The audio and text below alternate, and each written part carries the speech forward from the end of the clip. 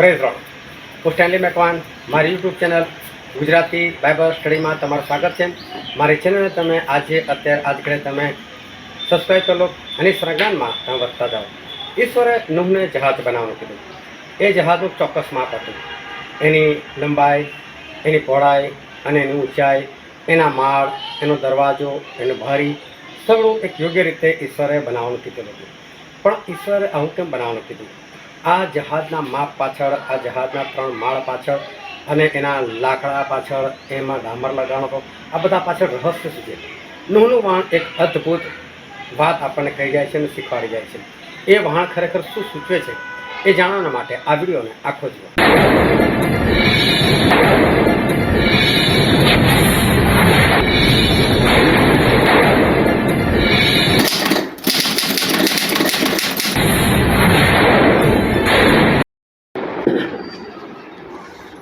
ઈશ્વર પિતાનો આપણે પુષ્કળ આભાર માનીએ. ઉપદેશ કરવો અલગ વસ્તુ છે અને બાઇબલ સ્ટડી આખી અલગ વસ્તુ છે. બાઇબલ સ્ટડી કરવા બેસીએ એટલે એના દરેક પાસા જે છે એ દરેક પાસાને ધ્યાનમાં લેવા પડે છે અને કોઈ જગ્યા ભૂલ ના થાય એનું ખાસ ધ્યાન રાખવું પડે છે. અને માટે બાઇબલ બહુ ફેંદવાની જરૂર પડે. તો ઈશ્વરની કૃપાથી સગળું શક્ય બન્યું છે, માટે આપણે ઈશ્વરનો આભાર માનીએ. પરંતુ બાઇબલ સ્ટડી હોય કે ઉપદેશ હોય, એની અંદર આપણને ચોક્કસ કંઈક તો ઈશ્વર આપણને કહેવા માગતા હોય છે. આપણી ભૂલ, આપણા પાપ, આપણા અપરાધ ઈશ્વર આપણને બતાવવા પણ માગતા હોય છે અને ઈશ્વર બતાવે પણ છે. અને એવા સમયે આપણે એક વચન વાંચો, નીતિવચનનું પુસ્તક, તેનો 28મો અધ્યાય અને તેની 13મી કલમ. જે માણસ પોતાના ઉલ્લંઘનો છુપાવે છે તેની આબાદી થશે નહીં, પણ જે કોઈ તેમને કબૂલ કરીને તેનો ત્યાગ કરે છે તેઓ પર દયા કરવામાં આવશે. ઈશ્વર વચન એવું કહે છે કે જે કોઈ પોતાના ઉલ્લંઘનો છુપાવે છે, એટલે કે પાપ છુપાવે છે, એની આબાદી થશે નહીં, પણ જે કોઈ એને કબૂલ કરે છે અને કબૂલ કર્યા પછી ત્યાગ પણ કરે છે તો એ લોકોની પર દયા કરવામાં આવશે. એટલે જ્યારે પણ આપણે બાઇબલ સ્ટડી જોઈએ કે કોઈ ઉપદેશ હોય, પ્રચાર હોય, તો એના પછી આ વસ્તુનું આપણે ખાસ ધ્યાન રાખવાનું છે કે ઈશ્વર જે કંઈ પાપ સંબંધી વાત કરી રહ્યા છે એ પાપને આપણે કબૂલ પણ કરવાના છે અને સાથે સાથે એનો ત્યાગ પણ કરવાનો છે. જો આપણે આ ના કરીએ તો પછી આપણી બાઇબલ સ્ટડી કરવી કે ઉપદેશ સાંભળો એ બધું વ્યર્થ છે. અને માટે આ બાબતનું આપણે ખાસ ધ્યાન રાખીશું. જે આપણે પાપ કબૂલ કરીએ અને ત્યાગ કરીએ તો એ આપણા માટે જ છે, આપણા સારા માટે છે. અને વિશેષ કરીને આપણે જો બધાની સામે એ કામ કરી શકીએ છીએ, આપણા પાપ કબૂલ કરી શકીએ છીએ બધાની સામે, તો વધારે સારું છે. કારણ કે શરમમાં રહેવાથી કોઈ ફાયદો નથી.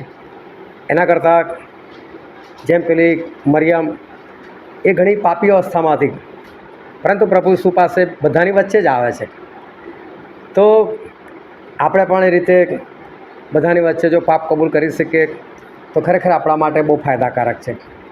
સાથે સાથે ઝાંખીની આપણે વાત કરીએ તો પ્રભુ ઈસુના 12 શિષ્યો હતા, પણ એમણે શરમ નહીં રાખી કે આ બધા મારા માટે શું વિચારશે. બધાની વચ્ચે એમણે પાપ કબૂલ કર્યા અને ત્યાગ કર્યો, તો એના માટે એ બહુ સારું છે.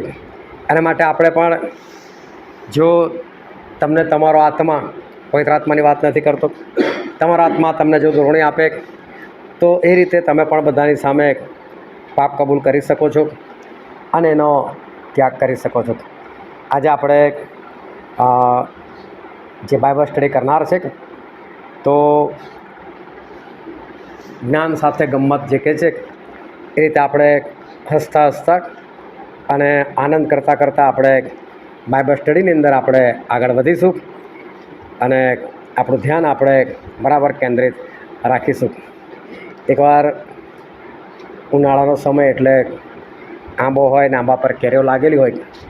હવે એક જણના ઘરે આંબો હતો અને કેરીઓ લાગેલી હતી, પણ કેરીઓ ઉપરની સાઈડ લાગેલી હતી. એટલે પત્નીએ પતિને કીધું કે યાર આ કેરીઓ ઉતારો ને, કહે છે.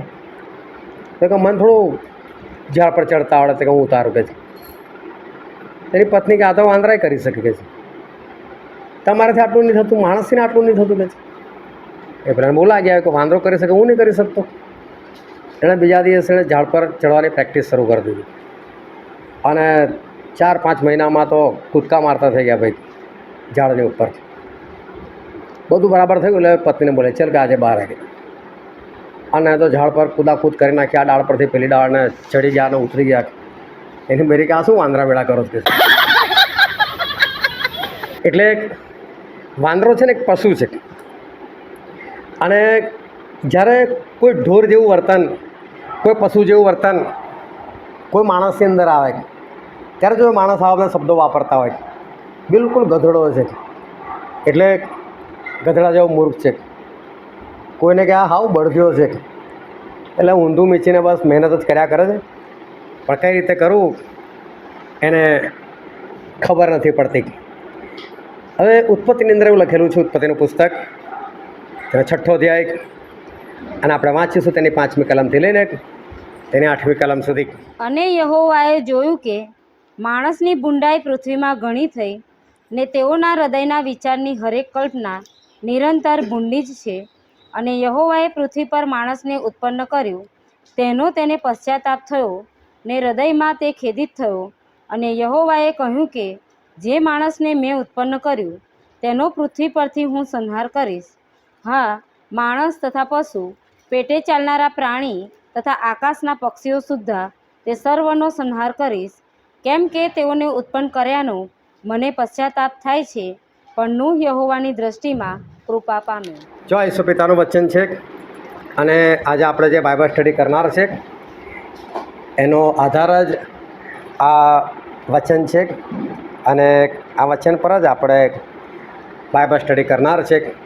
અને સર આજે આપણને એમના વચનથી કંઈક શીખવાડનાર છે, તો આપણે ખાસ આપણે ધ્યાનથી સમજીએ. પિત્તરના પત્રમાં એવું લખેલું છે, પહેલો પિત્તર અને તેનો 5મો અધ્યાય, અને આપણે વાંચીએ તેની 8મી કલમ. સાવચેત થાઓ, જાગતા રહો, કેમ કે તમારો વેરી શેતાન ગાજનાર સિંહની પેઠે કોઈ મળે તેને ગળી જવાને શોધતો ફરે છે. ત્યાં સિંહ વિશે લખેલું છે, અને સિંહની સરખામણી શેતાન સાથે કરેલી છે કે તમારો વેરી શેતાન એ ગાજનાર સિંહની પેઠે જે કોઈ મળે તેને ગળી જવાને શોધતો ફરે છે. હવે આ સિંહ વિશે એવું લખેલું છે કે સિંહ કેવું પ્રાણી છે, તો કે ફાડી ખાનાર આ સિંહ છે. એટલે એનો જે શિકાર હોય એને ફાડી નાખે. હવે હું તમને પ્રશ્ન પૂછું, ખાલી એનો જવાબ આપજો કે શું આ સિંહનો જે ગુણ છે ફાડી ખાવાનો ગુણ, તો તમારામાં છે કોઈનામાં? મેં એવું કીધું તમને એવું લાગે, હિંમત હોય તો બધાને આગળ પણ પાપ કબૂલ કરી શકો છો. ફાડી ખાવાનો સ્વભાવ જો તમને કોઈ બીજામાં દેખાય, અને કદાચ એ તમારા ઘરની વ્યક્તિ છે, કાં તો પછી સંગતની કોઈ વ્યક્તિ છે, તો તમે કાગળમાં લખી રાખજો. અત્યારે તમને એવો સ્વભાવ કોઈનામાં લાગતો હોય એ લખી રાખજો, ને છેલ્લે મને ચિઠ્ઠી મને આપજો કે તમને કોનામાં એવો સ્વભાવ એ દેખાય છે. હવે એક વખત દાઉદ એ આરાધના કરતા હશે અને ઘેટા ચરાવતા હતા, અને સિંહ આવે છે. હવે સિંહ આવે છે ને, તો સિંહ આવીને એક ઘેટું એ ઉઠાવીને લઈ જાય છે. હવે ઘેટાને વિશ્વાસી સાથે સરખામણી કરેલી છે, અને સિંહ એટલે એની સરખામણી શેતાન સાથે કરેલી છે. તો સિંહ આવ્યો અને એને ઘેટાને ઉચકીને લઈ ગયો, એટલે ઘેટાએ બૂમાબૂમ કરી નાખી. એટલે દાઉદે આંખો ખોલીને જોયું હશે, એટલે દાઉદ એની પાછળ ભાગ્યા અને જઈને સિંહને મારીને ઘેટાને છોડાવ્યું. ઘેટું એટલે બોલો વિશ્વાસી, અને સિંહ જે છે શું છે?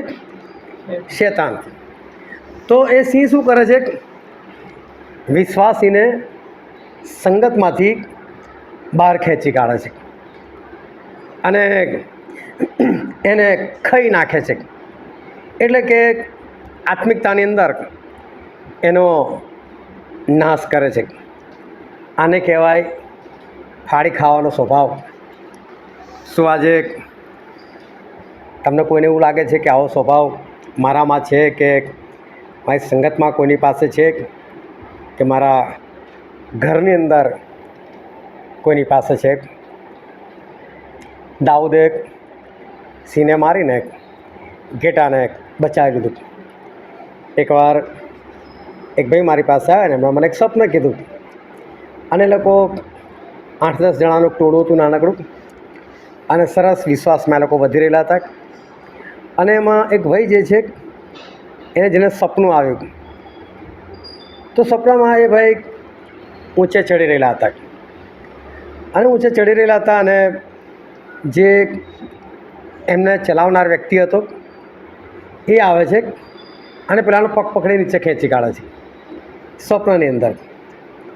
કરેલા ભાઈ મને સપનું કીધું. મેં કીધું સપનું તો એવું કહેવા માગે છે કે આ તમારો જે ભય છે, જેના દ્વારા તમે વિશ્વાસમાં આવેલા છો, એ જ તમને આત્માની અંદર નીચે પાડી નાખશે, ખેંચી કાઢશે તમને. તમે કે આ સપનું જરા એને પણ કહી દેજો, અર્થ પણ કહી દેજો, અને એમને બી કહેજો કે સાવચેત રહે, એમનાથી આવું કૃત્ય ના થાય. અને તમે પણ સાવચેત રહેજો, જ્યારે એ આવું કૃત્ય કરે ત્યારે તમે પડતા નહીં. પરંતુ થોડો જ વખત થયો અને આ વસ્તુ હકીકત બની ગઈ.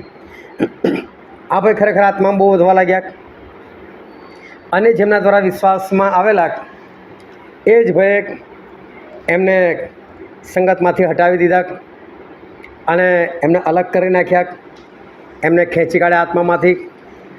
અને એ ઘટના બની ત્યારે મેં ભાઈને કીધું, ભાઈ જો ભાઈ તમને સપનું આવેલું, અને મેં તમને કીધેલું બી ખરું, પહેલાં ભાઈને કહી દેજો.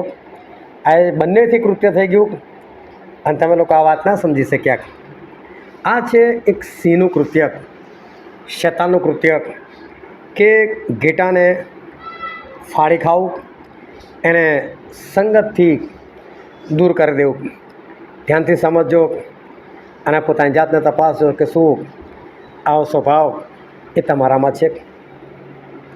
એકવાર રીંછ આવ્યું, આ રીંછે આવીને એક હલવાનને પકડ્યું. હલવાન એટલે નાનું બચ્ચું ઘેટાનું, એટલે કે એક નવો આવેલો વિશ્વાસી. હવે આ જે નવો વિશ્વાસી છે ને, પહેલાં રીંછે ઉઠાવી લીધું, એટલે કે એક હલવાનને ઉઠાવી લીધું. તો હલવાને બૂમો પાડી, એટલે દાઉદ દોડે છે પાછળ, રીંછને મારી નાખે છે, અને હલવાનને એ છોડાવી લે છે. આ રીંછનું કૃત્ય છે. એક નવો આવેલો જે વિશ્વાસી છે, એ વિશ્વાસીને પાડી નાખવાનું કાર્ય, એને તોડી નાખવાનું કાર્ય બહુ અલગ અલગ રીતે થતું હોય. ઘણી વખત માણસને ખબર નથી હોતી કે આ કૃત્ય મારાથી થયું. તમારું એવું કોઈક વર્તન, તમારું એવું કોઈક વ્યસન, તમારો એવો કોઈક સ્વભાવ કે જેને કારણે જે નવો વ્યક્તિ આવેલો હોય એને તમારાથી ઠોકર વાગી જાય, અને એને એવું થાય કે આ માણસ આવો છે, આટલા વખતથી છે વિશ્વાસમાં, એનું જીવન આવું છે, તો એ ત્યાંથી હટી જાય. તો આ એક રીંછનું કૃત્ય છે.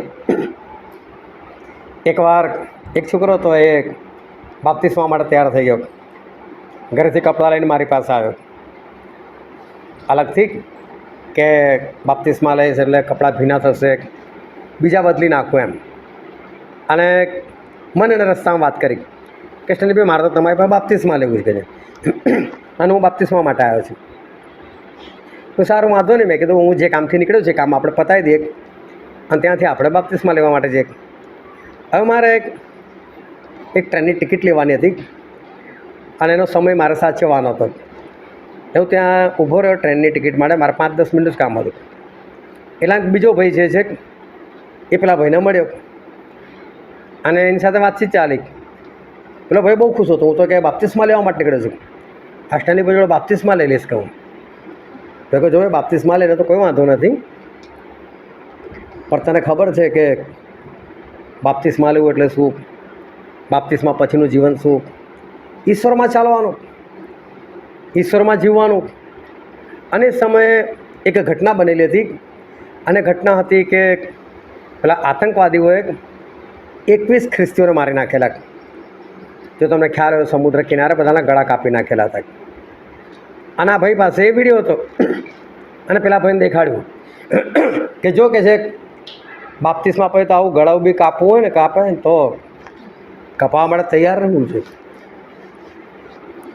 હવે એના પછી મેં ટિકિટ લીધી, અને પછી મેં કીધું ચાલ ભાઈ તારો બાપ્તિસ્મા. તો કે માન નહીં લેવું કે કેમ? ઘરે બૈરી છે છોકરા જ કે ગળા નહીં કપાવા કે. નવો વિશ્વાસ તૂટી ગયો. આ એક રીંછ જેવું કૃત્ય છે. શું આજે આ રીંછ જેવું કૃત્ય એ તમારા કોઈની અંદર છે? પોતાની જાતને ચેક કરતા રહેજો. માથીની સુવાર્તામાં લખેલું છે, તેનો 7મો અધ્યાય, અને આપણે વાંચીએ તેની 15મી કલમ. જે જૂઠા ઉપદેશકો ઘેટાને વેસે તમારી પાસે આવે છે, પણ માહે ફાડી ખાનારા વરુના જેવા છે, તેઓ સંબંધી સાવધાન રહો. અહીં બાઇબલ કહે છે વરુ એક જંગલી પ્રાણી, પણ કે તમારી મધ્ય કેવી રીતે આવે છે? ઘેટાના વેશમાં. એટલે વિશ્વાસીના સ્વરૂપમાં આવે છે. એટલે એનું સ્વરૂપ એવું દેખાય છે કે વિશ્વાસી, એની પર આપણે વિશ્વાસ કરી શકીએ એવો વ્યક્તિ, ઈશ્વરને માનનાર વ્યક્તિ, આજ્ઞા પાડનાર વ્યક્તિ. પણ ખરેખર કેવો છે? ફાડી ખાનાર, અને કેવો વરુ જેવો છે. તો એટલે બાહ્ય દેખાવાનો કેવો છે? એક વિશ્વાસી હોય એવો એનો બાહ્ય દેખાવ ઘેટા જેવો છે, તો છે હકીકતમાં વરુ જેવો જંગલી અને ફાડી ખાનાર છે.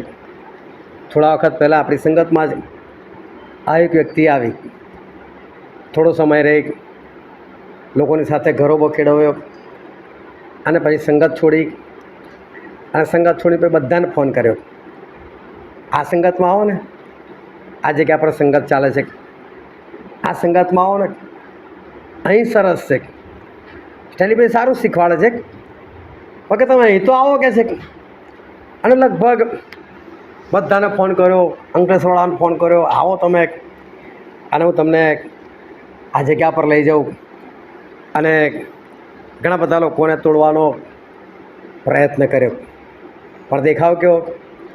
વિશ્વાસી જેવો, ઘેટા જેવો, પરંતુ અંદર ફાડી ખાનાર એક વરુ જેવો એમનો સ્વભાવ, લોકોને તોડી પાડવાનો એ સ્વભાવ. પણ દેખીતી રીતે વિશ્વાસી દેખાય, પ્રેઝ રોડ બોલે, ઈશ્વરના વચનો બોલે, પરંતુ અંદર એમનું કાર્ય કંઈક અલગ. શું આજે આ વરુ જેવો સ્વભાવ એ કોઈનામાં છે? પિત્તરના પત્રમાં લખેલું છે, બીજો પિત્તર, તેનો 2જો અધ્યાય, અને તેની 20, 21 અને 22મી કલમ. કેમ કે આપણા પ્રભુ તથા તારનાર ઈસુ ખ્રિસ્તને ઓળખીને જો તેઓ જગતની મલિનતાથી છૂટીને પાછા તેમાં ફસાઈને હારી ગયા, તો તેઓની છેલ્લી દશા પહેલાંના કરતાં બુરી છે. કારણ કે એકવાર ન્યાયપણાનો માર્ગ જાણ્યા પછી તેઓને જે પવિત્ર આજ્ઞા આપવામાં આવી તેથી પાછા ફરવું, એ કરતાં તેઓ તે માર્ગ વિશે અજાણ્યા રહ્યા હોત તો સારું હોત. પણ કૂતરું પોતાની ઓખ તરફ અને ધોયેલી ભૂંડણ કાદવમાં આડોટવા સારું પાછા જાય છે. આ કહેવત તો ખરી છે, અને તે પ્રમાણે તેઓનું વર્તન થયું છે. જો ગાડી બીજા 2 પ્રાણીની વાત કરવામાં આવેલી છે. એમ એક પ્રાણી શું છે? કૂતરું, અને બીજું છે ભૂંડ. હવે એ કૂતરાનો સ્વભાવ લખેલો છે. કૂતરાનો સ્વભાવ કેવો છે? કૂતરું પોતાની ઓખ તરફ પાછું જાય છે. ઓખ એટલે જે ઉલટી કરી નાખેલી છે એની તરફ પાછું જવું. એટલે કૂતરું છે કે એવું પ્રાણી છે આ દુનિયાની અંદર કે એ ઉલટી કરે ને અને એ જ પાછું ખાઈ જાય. હવે સાંભળીને પણ આપણને ચિતરી ચડે એવી વાત, ગંદી વાત. પણ અહીંયા તમે જો આ વચન વાંચશો, થોડું ઉપરથી વાંચશો તો ખ્યાલ આવશે. પિત્તર એ એવા લોકોની વાત કરી રહ્યા છે કે જે લોકો પ્રભુ ઈસુ પાસે આવ્યા, એને કોઈ વિશ્વાસ કર્યો, એને કોઈ પસ્તાવો કર્યો, એ લોકોએ બાપ્તિસ્મા લીધું, પાપથી આઝાદ થઈ ગયા, મુક્ત થઈ ગયા. કદાચ વ્યસનો હતા એ છોડી દીધા, ગાળો હતી કદાચ એ છોડી દીધી, ક્રોધ હતો તો કદાચ એ છોડી દીધો, લડાઈ ઝઘડો હતો એ બધું બંધ કરી દીધું. ટૂંકમાં જે કંઈ હતું બધું બંધ કરી દીધું. આ બધું ના કરાય આપણાથી. આપણે વિશ્વાસી લોકો, આપણે પ્રભુમાં આવ્યા એટલે આ બધું કાઢી નાખ્યું. બધું હૃદયમાં સંગ્રહેલું હતું એને કાઢી નાખ્યું, એટલે કે ઓકી નાખ્યું. અને ફરી પાછો થોડો સમય થયો અને ફરી પાછી આ જ બધી વાતો આવવા લાગી. વ્યસન, ક્રોધ, લડાઈ ઝઘડા, ગાળો ફરી આવી. તો આ માણસ કેવો છે? કૂતરા જેવો. શું આજે આ સ્વભાવ છે કોઈનો કે છે કૂતરા જેવો સ્વભાવ કહેવાય, કે જે કંઈ બધું કાઢી નાખેલું હતું એ ફરી પાછું એના જીવનની અંદર એ આવ્યું. શું સંગતમાં તમને કોઈ એવા લાગે છે? શું તમારા ઘરમાં કોઈ તમને એવા લાગે છે? તો ચોક્કસ મને કાગળમાં લખીને આપજો. આપણે એ બાબતે પગલાં લઈશું અને એને ફરી એકવાર માણસ બનાવવાનો પ્રયત્ન કરીશું. પણ ધ્યાનથી સમજ. બીજો આ જગ્યા પર એક પ્રાણી છે જેને આપણે ભૂંડ તરીકે ઓળખીએ છીએ. ભૂંડ એક એવું પ્રાણી છે કે જેને ગંદકી જ ગમે છે, ખાવાની પણ અને રહેવા માટે પણ. એને તમે સારું ઘર આપો ને તો કંટાળી જાય.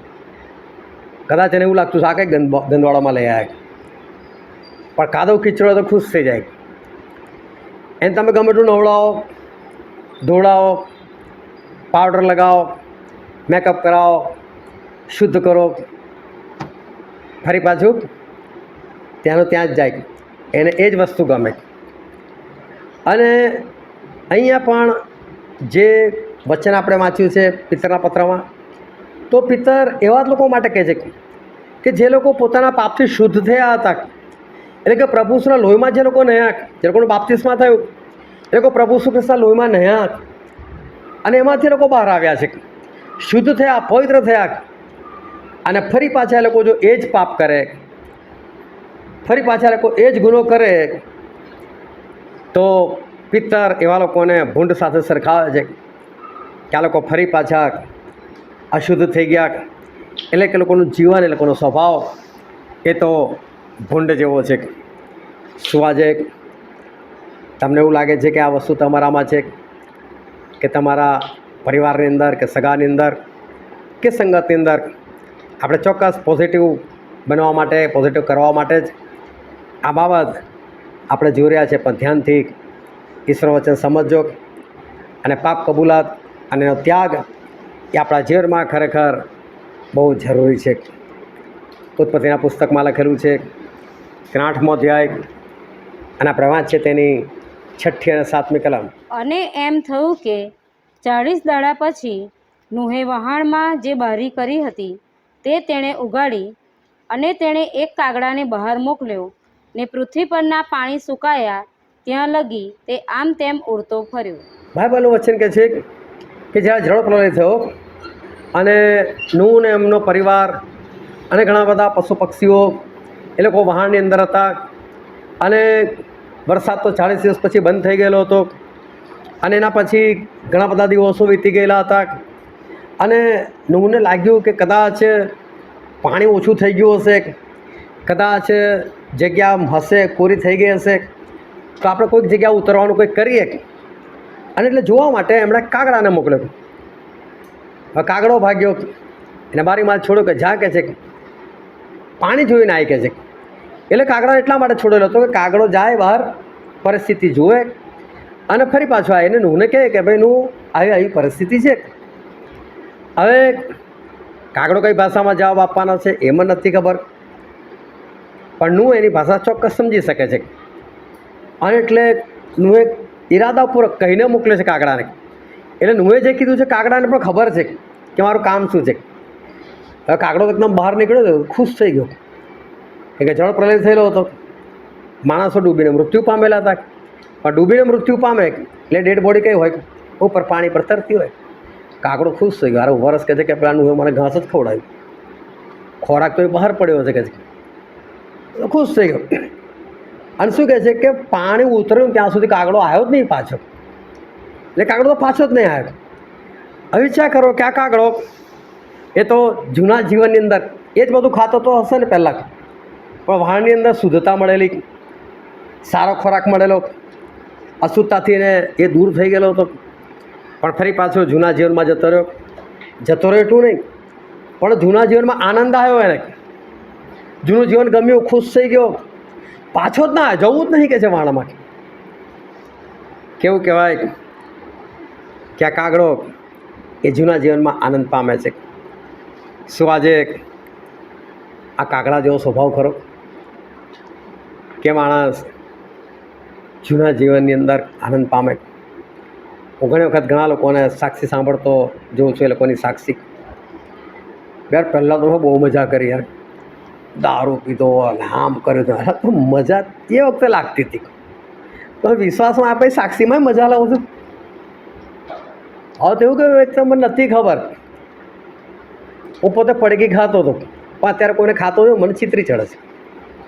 એક તો કોઈ એમાં ટેસ્ટ નથી. ભાઈ દયા બી આવે, ક્યારે એક દિવસ હું બી ફસેલો તો આ લોકો બી ફસેલા છે.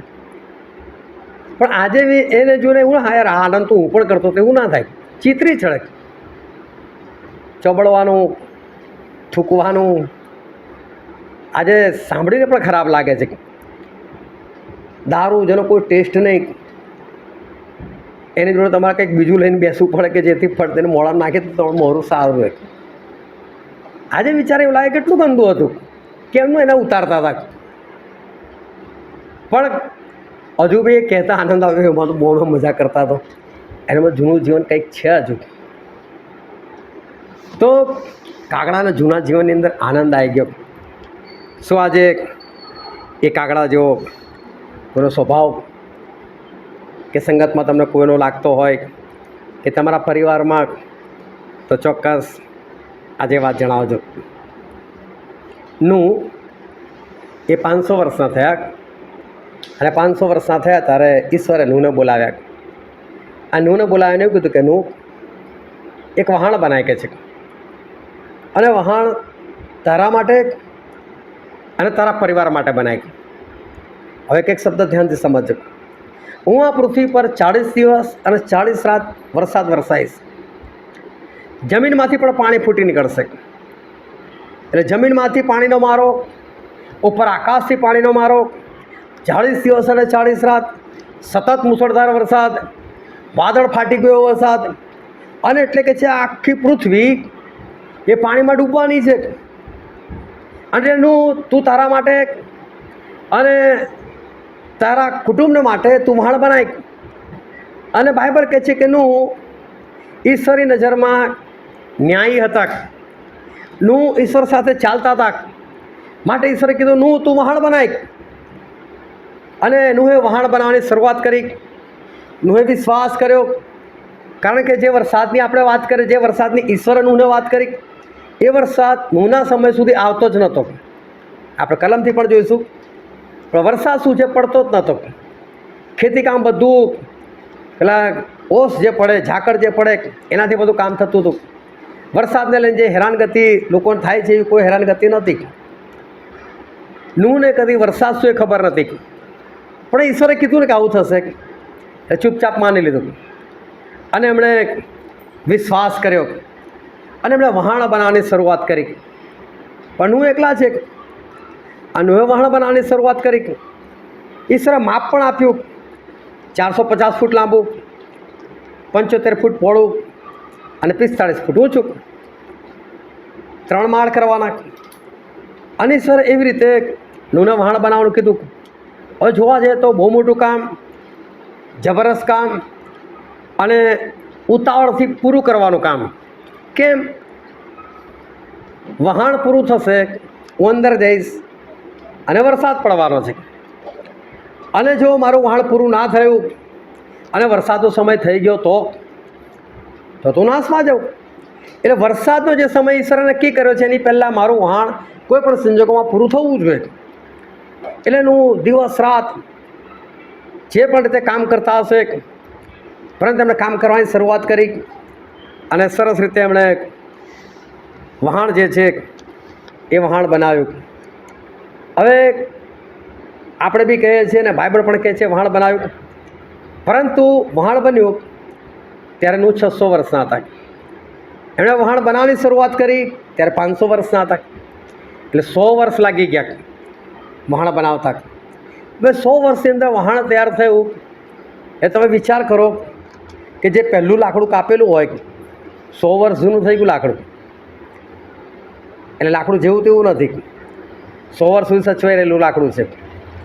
સાથે સાથે નું જે વહાણ બનાવે છે તો સ્વાભાવિક છે ઘણા બધા લોકોને પ્રશ્ન થયો હશે કે નું તું અહીં કેમ વહાણ બનાવે છે. વહાણ લોકોના માટે નવી વસ્તુ નથી, વહાણ હતું, કેમ કે સમુદ્રની અંદર વહાણ એ હતા, એ કંઈ બહુ મોટી વસ્તુ નથી. પણ નું બનાવે છે એ મોટી વસ્તુ હતી, કારણ કે નું સમુદ્ર કિનારે નથી બનાવી રાખ્યું. લોકોને પ્રશ્ન થાય છે કે આટલું મોટું વહાણ સમુદ્ર સુધી કેમ ઢસડી જવાનું. એટલે ઘણા બધા લોકોએ એનું પૂછ્યું હશે કે નું વહાણ કેમ, તો કે ભાઈ વરસાદ પડવાનો છે. વરસાદ એટલે શું? નું કે મને બી નથી ખબર. મને ઈશ્વરે કીધું છે આકાશમાંથી પાણી પડશે તો પડશે, 40 દિવસ 40 રાત એવું થશે, આખી દુનિયા ડૂબશે તો ડૂબશે. આ લોકોને અજાયબ લાગે છે, ગાંડ પણ લાગે છે, અને મસ્કરીઓ થતી હશે. ઘણા લોકો હેરાન પરેશાન કરતા હશે, ઘણા લોકો અવરોધો લાવતા હશે, ઘણા લોકો મુશ્કેલીઓ પેદા કરતા હશે. પરંતુ હું ગમે તેમ કરીને આ બધું સમય પસાર કરીને એ વહાણ બનાવી દે છે. વહાણ બનાવી દે છે અને ઈશ્વરના કીધા પ્રમાણે એમનો પોતાનો પરિવાર, એટલે કે એમની પત્ની, 3 બાળકો અને 3 બાળકોની પત્ની, ટોટલ 8 જણા એ લોકો વહાણમાં ગયા. પરંતુ સાથે સાથે ઈશ્વરે અશુદ્ધ અને શુદ્ધ જે પશુ પક્ષીઓ હતા એ બધાના જોડા પણ લેવાનું કીધેલું. એટલે હું હવે એમની પાસે ગયા અને પશુને, પક્ષીઓને અને બધા પ્રાણીઓને કીધું ચલો મારી સાથે વહાણમાં ચાલો. પણ ધ્યાનથી સમજો, નું સિંહ પાસે કેવી રીતે ગયા હશે. સિંહને કઈ ભાષામાં કીધું છે એ સિંહ ચલ, અને પાછી જોડે સિંહણને પણ લેવાની છે. આપણે માણસો તો સમજ્યા કે ચલો ભાઈ એક સર્ટિફિકેટ છે, આની સાથે જ લગ્ન કરેલું છે, પણ સિંહનું શું? એની સાથે સિંહણને લેવાની છે, કાગડા સાથે કાગડી લેવાની છે, અને વાઘ સાથે વાઘણ લેવાની છે. હવે આ તો કેટલા બધા પ્રાણીઓ, તો હિંસક પ્રાણીઓ છે, જંગલી પ્રાણીઓ છે, એની સાથે સાથે ઘેટા બકરા,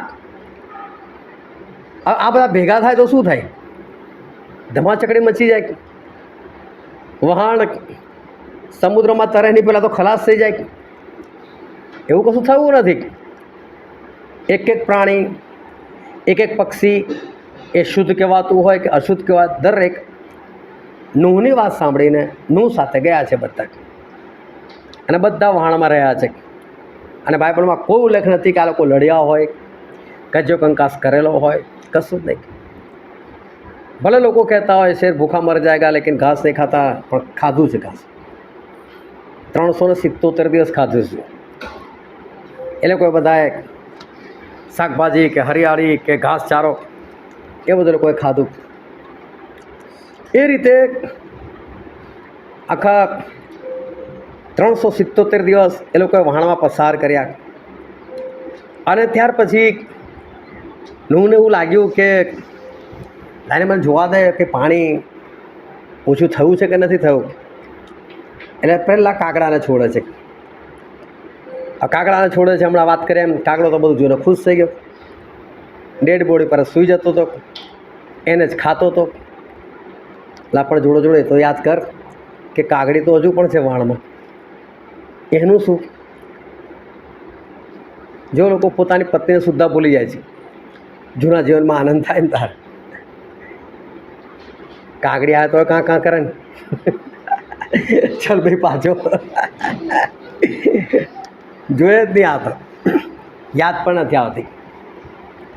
નુંએ જોયું કે કાગડો તો આવ્યો નહીં. એટલે પછી 7 દિવસ પછી એમણે કબૂતરને મોકલ્યું. કબૂતરને કહ્યું જા કબૂતર, હવે તું જા કે છે. હવે કબૂતર ગયું, પણ કબૂતરને કોઈ પણ જગ્યાએ પગ મૂકવાની જગ્યા ના મળી. પગ મૂકવાની જગ્યા ના મળે એટલે કબૂતર પાછું આવી ગયું. એટલે નૂહને ખબર પડી કે હજુ પાણી ઉતર્યું નથી, પાણી પુષ્કળ છે. ફરી 7 દિવસ થયા. નૂહે ફરી કબૂતરને છોડ્યું, જા ભાઈ જોવાય છે શું છે. એટલે કબૂતર ફરી ગયું, પરંતુ આ વખતે એક અંજીરનું એક પાત્રું, ના જૈતુનનું પાત્રું, જૈત વૃક્ષનું પાત્રું એટલે કે ઉપરની જે કોમળ ડાળી હોય ને એ તોડીને એ લઈ આવ્યો. હવે એનાથી એટલું ખબર પડે કે દુનિયા પર પાણી જે છે ને કંઈક ઓછું થયું છે. ફરી 7 દિવસ થયા અને કબૂતરને છોડ્યું, પણ કબૂતર પાછું ના આવ્યું. અને ત્યાર પછી આ વહાણ જે છે એ અરારાટ નામના એક પહાડ પર એ થંભ્યું, ઊભું થઈ ગયું. હવે ધ્યાનથી સમજો કે ઈશ્વરે નૂહને વહાણ બનાવવા કીધું, એનું માપ આપ્યું, કેટલા માળ કરવાને આપ્યું, બારી કરવાનું કીધું, દરવાજો બનાવવાનું કીધું, પણ વહાણને ચલાવવાનું કેવી રીતે? વહાણ ચલાવવા માટે કંઈક તો જોઈએ. કોઈ મશીનરી નથી. સાથે સાથે એને દિશા બદલવા માટે, વળાંક લેવા માટે એનું કોઈ હેન્ડલ કે સડ કશું જ નથી. બસ ખાલી વહાણ એમને એમ બનાવી દીધું. હવે એ વહાણ એની રીતે એની પોતે નૂહના કીધા વગર અરારાટ નામના પહાડ પર એ થોભી ગયું. પણ તમે જુઓ, આપણે જ્યારે વેરાખાડી બાપ્તિસ્મા માટે જઈએ છીએ અને જ્યારે પેલી આપણે હોળીમાં બેસીએ છીએ તો લોકો તેવી વ્યવસ્થા કરેલી હોય છે અને બે રેતી વેતીની ગુણ ને એમ તેમ બધું મૂકેલું હોય છે કે જેથી કે તમે એની પર પગ મૂકીને તમે અંદર ચડી શકો. એ રીતે જ્યાં ઉતરવાનું હોય છે ત્યાં આપણે કોઈ વ્યવસ્થા કરેલી હોય છે કે જેથી તમે યોગ્ય રીતે ઉતરી શકો. હવે વહાણ ગમે તે થંભી જાય, નીચે પગ મૂકવાની જગ્યા ના હોય તો, એટલે વહાણ ગમે તે તો ઊભું નથી રહ્યું ને, યોગ્ય જગ્યા પર ઊભું રહ્યું છે. અને બધા પશુઓ, બધા પક્ષીઓમાંથી બહાર નીકળ્યા, નૂહ પણ બહાર નીકળ્યા. અને આ એક અદ્ભુત ઘટના એ જમાનાની અંદર બની ગઈ. હવે અત્યારે જે જમાનો ચાલી રહ્યો છે એને ઈશ્વરે નૂહના જમાના સાથે સરખાવ્યો છે. અત્યારનો આપણો આ જમાનો એ પણ નૂહ જેવો જ છે. અને એ સમયમાં જે પરિસ્થિતિ હતી એ જ પરિસ્થિતિ આજે પણ છે. કેવી રીતે? બાઇબલની અંદર એક કલમમાં છે, લુકની લખેલી સુવાર્તા તેનો 17મો અધ્યાય, અને આપણે વાંચીએ 26મી કલમથી લઈને 28મી કલમ સુધી. જેમ નૂહના દિવસોમાં થયું તેમજ માણસના દીકરાના દિવસોમાં પણ થશે. નૂહ વહાણમાં પેઠો અને જળ પ્રલયે આવીને બધાનો નાશ કર્યો. તે દિવસ લગી તેઓ ખાતા પીતા, પરણતા પરણાવતા હતા. હવે જો એ શું લખેલું છે કે જેમ નૂહના દિવસોમાં થયું એમ માણસના દીકરાના દિવસોમાં પણ થશે. માણસનો દીકરો એટલે પ્રભુ ઈસુ ખ્રિસ્ત, એમના દિવસોમાં એ પ્રમાણે જ થશે. એટલે જ્યારે પ્રભુ ઈસુ ખ્રિસ્ત આવશે ને ત્યારે નૂહ જેવો જમાનો હશે. કેવું? તો કે એક બાજુ વહાણ બનાવવાની પ્રક્રિયા ચાલતી હશે અને બીજી બાજુ શું થતું હશે કે બીજી બાજુ લોકો ખાતા હશે, પીતા હશે, પરણતા હશે, પરણાવતા હશે, આ બધા સાંસારિક કામો થતા હશે. અને નૂહ એક બાજુ વહાણમાં બેસી જાય છે અને જળ પ્રલય આવે છે અને બાકીના બધાનો નાશ થઈ જાય છે. અત્યારે એ જ પરિસ્થિતિ છે. પ્રભુ ઈસુ આવવાના છે અને આ પૃથ્વીનો નાશ જે છે એ નક્કી છે. અને માથીની સુવાર્તામાં લખેલું છે 24મો અધ્યાય 33જી કલમ. પછી જૈતુનના પહાડ પર તે બેઠો હતો. તેવામાં તેના શિષ્યોએ એકાંતમાં તેની પાસે આવીને કહ્યું કે એ બધું ક્યારે થશે અને તારા આવવાની તથા જગતના અંતની શી નિશાની થશે તે અમને કહે. તારા આવવાની તથા જગતના અંતની નિશાની શી છે એ અમને કહે છે. આ બે વસ્તુ એક સાથે છે. પ્રભુ ઈસુ ખ્રિસ્તનું આવું અને જગતનો અંત, આ બે વસ્તુ સાથે છે. જે દિવસે પ્રભુ ઈસુ આવશે એ જ દિવસે પ્રભુ ઈસુ આ જગતનો અંત લાવી દેશે. વાર્તા બધી ખલાસ થઈ જશે. તો જો આજે આ વચન આપણી પાસે છે. આ વચન વર્ષો પહેલાં નૂહ પાસે આવ્યો. એ નૂહ, વહાણ બનાવી અને હું આ પૃથ્વીનો નાશ કરનાર છું. આવ્યા વચ્ચે આપણી પાસે આવ્યું છે આ જગતનો અંત. વહાણ બનાવવાનું આપણને નથી કીધું કોઈ સ્પેશિયલ, પણ કેમ લખેલું છે વહાણની ઘટના કે તમારે બચવું હશે તો તમારે બી શું કરવું પડશે? વહાણ બનાવવાનું છે. એટલે કે નૂના જેવો જ આ સમય છે. મારા આવતા વખતે નૂના જેવો સમય. એટલે ઘણા બધા લોકો હશે નૂ જેવા, જે લોકો વહાણમાં હશે અને બાકીના બધા બહાર ખાતા હશે, પીતા હશે, પરણતા હશે અને પરણાવતા હશે. નાશ નક્કી છે પૃથ્વીનો. પણ કેટલા બધા લોકો એનાથી બેખબર, જેમ નૂની મસ્કરી કરતા હતા એમ આપણી મસ્કરી કરશે, જેમ નૂને સતાવતા હતા એમ આપણા જેવા લોકોને સતાવશે, જેમ એના જીવનમાં રૂકાવટો અડચણો લાવતા હતા એમ આપણા જીવનની અંદર રૂકાવટો અડચણો લાવશે, ઠઠ્ઠા મસ્કરીઓ કરશે અને એ લોકો છેલ્લા દિવસે નાશમાં જશે. પરંતુ જે લોકો વહાણમાં છે એ લોકો બચી હશે.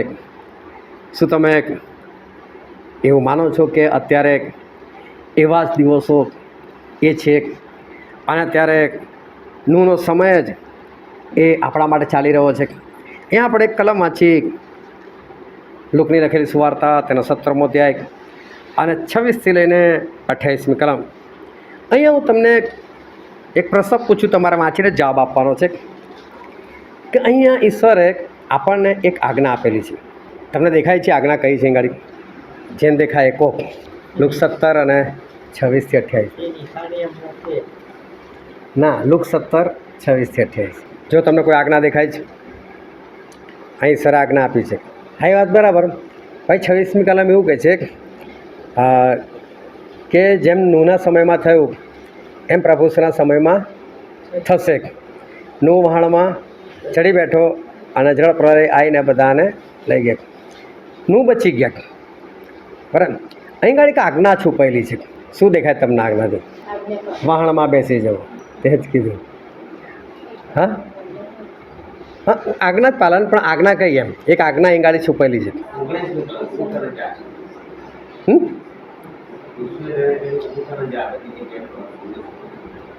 ના, આપણે જે કલમમાં છે ને લુક 17 અને 26થી 28, એ જ કલમની અંદર 26, લુક 17, 26થી 28 અને એની અંદર એક આજ્ઞા છે છુપાયેલી છે. હા હા, તો આજ્ઞા શું એમાં? છે દુનિયા પણ એનાથી અલગ જીવવાનું એમ. એ સમયમાં જે એ બધું હશે કે સમયમાં એવું જ હશે, પરંપરા પણ આપે તો એની અંદર આપણો જે મેન છે કે આપણો મનમાં બેસી એ રહેવાનું છે. અહીંયા છે ને આજ્ઞા હું કહું છું છુપાયેલી છે, પણ આમ જોવા જઈએ તો સ્પષ્ટ પણ છે જ આજ્ઞા. આ બે જણનો જવાબ થોડો નજીકમાં છે. નૂ કઈ ચડી બેઠા? વહાણમાં ચડી બેઠા. પણ વહાણમાં ક્યારે ચડી બેઠા? બનાવ્યું તો. એટલે અહીંયા ગાડી એક આજ્ઞા છે આપણા માટે, વહાણ બનાવો. એમને થોડા ચડી બેસવાનું આપણે? વહાણ હશે તો ચડશો ને, બરાબર? એટલે અહીં એક આજ્ઞા છુપાયેલી છે. આમ સ્પષ્ટ પણ છે, પણ આપણે સમજીએ તો અહીંયા આ આજ્ઞા જે છે દેખાતી નથી, પણ આજ્ઞા બહુ સ્પષ્ટ છે કે નૂ એ વહાણમાં પેઠા. વાંચો તો 27મી કલમ. નૂ વહાણમાં બેઠો હા અને જળ પ્રલયે આવીને બધાનો નાશ કર્યો. હા, હવે આપણે જો નાશ નથી પામવું તો આપણે કઈ બેસવાનું? વહાણમાં. પણ વહાણ હોવું તો જોઈએ ને એની પહેલાં. એટલે અહીંયા ગાડી આ છેલ્લા દિવસોમાં આપણી પાસે એક આજ્ઞા છે. જો આપણે પેલો પાણી વિશે કે કબૂતર વિશે, કાગડા વિશે ઘણું બધું શીખી ગયેલા છે, આજની સ્ટડીમાં એ કશું જ નથી. જે અત્યાર સુધી શીખી ગયેલા છે એમાંનું કશું નથી, એટલે બહુ ધ્યાન રાખજો. અને લોકોએ ઠઠ્ઠા મસ્કરી કરી, એ લોકોએ નહીં માન્યું, એ બી આખી વસ્તુ આપણે ઘણી વખત જોઈ ગયેલા છે. એ પણ આજની સ્ટડીમાં નથી. આ સ્ટડીમાં કંઈક અલગ જ છે, એટલે ધ્યાન રાખજો. નૂ વહાણમાં પેઠા, પણ એનું કારણ એ હતું કે નૂની પાસે વહાણ હતું, એમણે બનાવેલું વહાણ હતું, તો એમાં પેઠા. તો આપણા છેલ્લા દિવસોમાં બચવું હોય તો વહાણમાં આપણે જવાનું છે. પણ વહાણમાં જતાં પહેલાં આપણી પાસે વહાણ હોવું જોઈએ. એટલે અહીં આપણી પાસે એક આજ્ઞા છે કે વહાણ બનાવવાનું છે. આપણે વહાણ બનાવ્યા પહેલાં આપણે વહાણની અંદર ઘૂસી શકતા નથી. હવે ઈશ્વરે નૂહને કીધું કે નું વહાણ બનાવ. હવે ઉત્પત્તિમાં એવું લખેલું છે, ઉત્પત્તિનું પુસ્તક તેનો 6ઠ્ઠો અધ્યાય, અને આપણે વાંચીએ તેની 14મી કલમ. તું પોતાને સારું દેવદારના લાકડાનું વહાણ બનાવ, તે વહાણમાં ઓરડી કરીને તેને અંદર તથા બહાર ડામર ચોપડ. અહીંયા ઈશ્વરે નૂને એવું કીધું કે નું તું વહાણ બનાય. પણ નૂને જ કેમ કીધું? એ જમાનામાં શું લોકો હતા? શું નું આખા 500 વર્ષના હતા, વૃદ્ધાવસ્થામાં? એના સિવાય કોઈ બીજું નહોતું કે જેને ઈશ્વર આ કહી શકે? ઈશ્વરે નૂને જ કેમ કીધું કે તું વહાણ બનાય? આપણને છેલ્લા દિવસમાં શું આજ્ઞા છે? વહાણ બનાવવાનું. હવે ધ્યાન રાખજો કે આપણા બધા માટે કે આજ્ઞા પહેલાં વહાણ બનાવો. તમે બસશો ક્યારે? વહાણમાં જશો તો. પણ વહાણમાં ક્યારે જશો? જ્યારે બનાવેલું હશે તો. આ વહાણ તમારે બનાવવાનું છે. આપણે આજે આ વહાણ વિશે શીખવાનું કે વહાણ શું છે. આ વહાણ એની અંદર તમારે ઘૂસવાનું છે. વહાણ તમારે પોતે બનાવવાનું છે. ઈશ્વરે નૂહને જ કેમ કીધું? આટલી બધી વસ્તીની અંદર ઈશ્વરે નૂહને જ કેમ કીધું કે નૂહ તું વહાણ બનાય? અને એનું કારણ હતું, આપણે વાંચીએ ઉત્પત્તિનું પુસ્તક 6ઠ્ઠો અધ્યાય 9મી કલમ. નૂહની વંશાવળી આ પ્રમાણે છે. પોતાના જમાનામાં નૂહ ન્યાયી તથા સીધો માણસ હતો, અને નૂહ દેવની સાથે ચાલતો. હાલેલુયા. કોણ બનાવી શકે વહાણ? ખબર? પહેલે તો સીધો હોવો જોઈએ, જલેબી જેવો નહીં. ભલે મીઠી લાગે પણ આડી ટેડી જ હોય. માણસ કેવો હોવો જોઈએ? સૌથી પહેલો સીધો. સીધો એટલે સમજ પડે છે ને કે જેનામાં ટેઢાપણું નથી બધું. ભલે ઊંટ બધાને કહેતું એવા પોપટ તારી ચાંચ વાંકીને ફળવા, પણ તારા તો 18 વાંકા છે ભાઈ. તને બીજાનું વાંકવું દેખાય તો વસ્તુ અલગ છે. પણ સૌથી પહેલું છે સીધું હોવું જોઈએ. બીજી બાબત છે નું ન્યાયી હતા. ન્યાયી એટલે આજ્ઞા પાડનાર. અને ત્રીજી બાબત છે દેવની સાથે ચાલતા. હા, દેવની સાથે ચાલવું એટલે બહુ મોટી બાબત. કેમ કે જ્યાં સુધી તમારો સ્વભાવ દેવ જેવો નથી ને, ત્યાં સુધી તમે દેવ સાથે ના ચાલી શકો. બે સરખે સરખા સ્વભાવના હોય ને તો જ ચાલી શકે. પતિ પત્ની એ બેનો સ્વભાવ જો સરખો હોય તો એ લોકો સાથે સાથે જીવન જીવી શકે. કેટલા બધા લોકો જે લોકો ડાયવર્સ હોય છે એ લોકો ઘણી વખત કારણ આપે છે, અમારું બનતું જ નહોતું ને અમારો સ્વભાવ જ મેળ નહોતો ખાતો ને, જોડે કેમ ના રહે કે છે. એટલે સ્વભાવ એકબીજાની સાથે મળતો હોય, જે એકને પસંદ છે એ જ બીજાને પસંદ છે, તો તમે સાથે રહી શકો. બાકી રેલવેના પાટાની જેમ સાથે રહેવાથી કોઈ ફાયદો નથી. સાથે સાથે જ ચાલતા વખત એક ના થાય. હા, જોડે જોડે જ રહેતા હોય વખત એક થાય લોકો. એટલે એ રીતે એક રહેવાનો કોઈ ફાયદો નથી, ધક્કા માર. પણ જ્યારે તમારો સ્વભાવ એક છે, બેઉને એક જ વસ્તુ ગમે છે, તો તમે સાથે રહી શકો. અહીંયા ઈશ્વર સાથે રહેવાની વાત છે.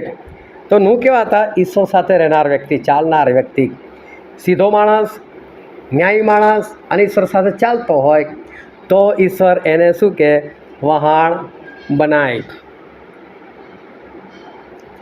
ઓ સમજો ઈશ્વર કોઈ ટેઢાને કહી દે, જે સીધો નથી, જે આજ્ઞા નથી પાડતો, બરાબર, એને કે તું વહાણ બનાય, તો એ તો આજ્ઞા જ નથી પાડતો, માનવાનું?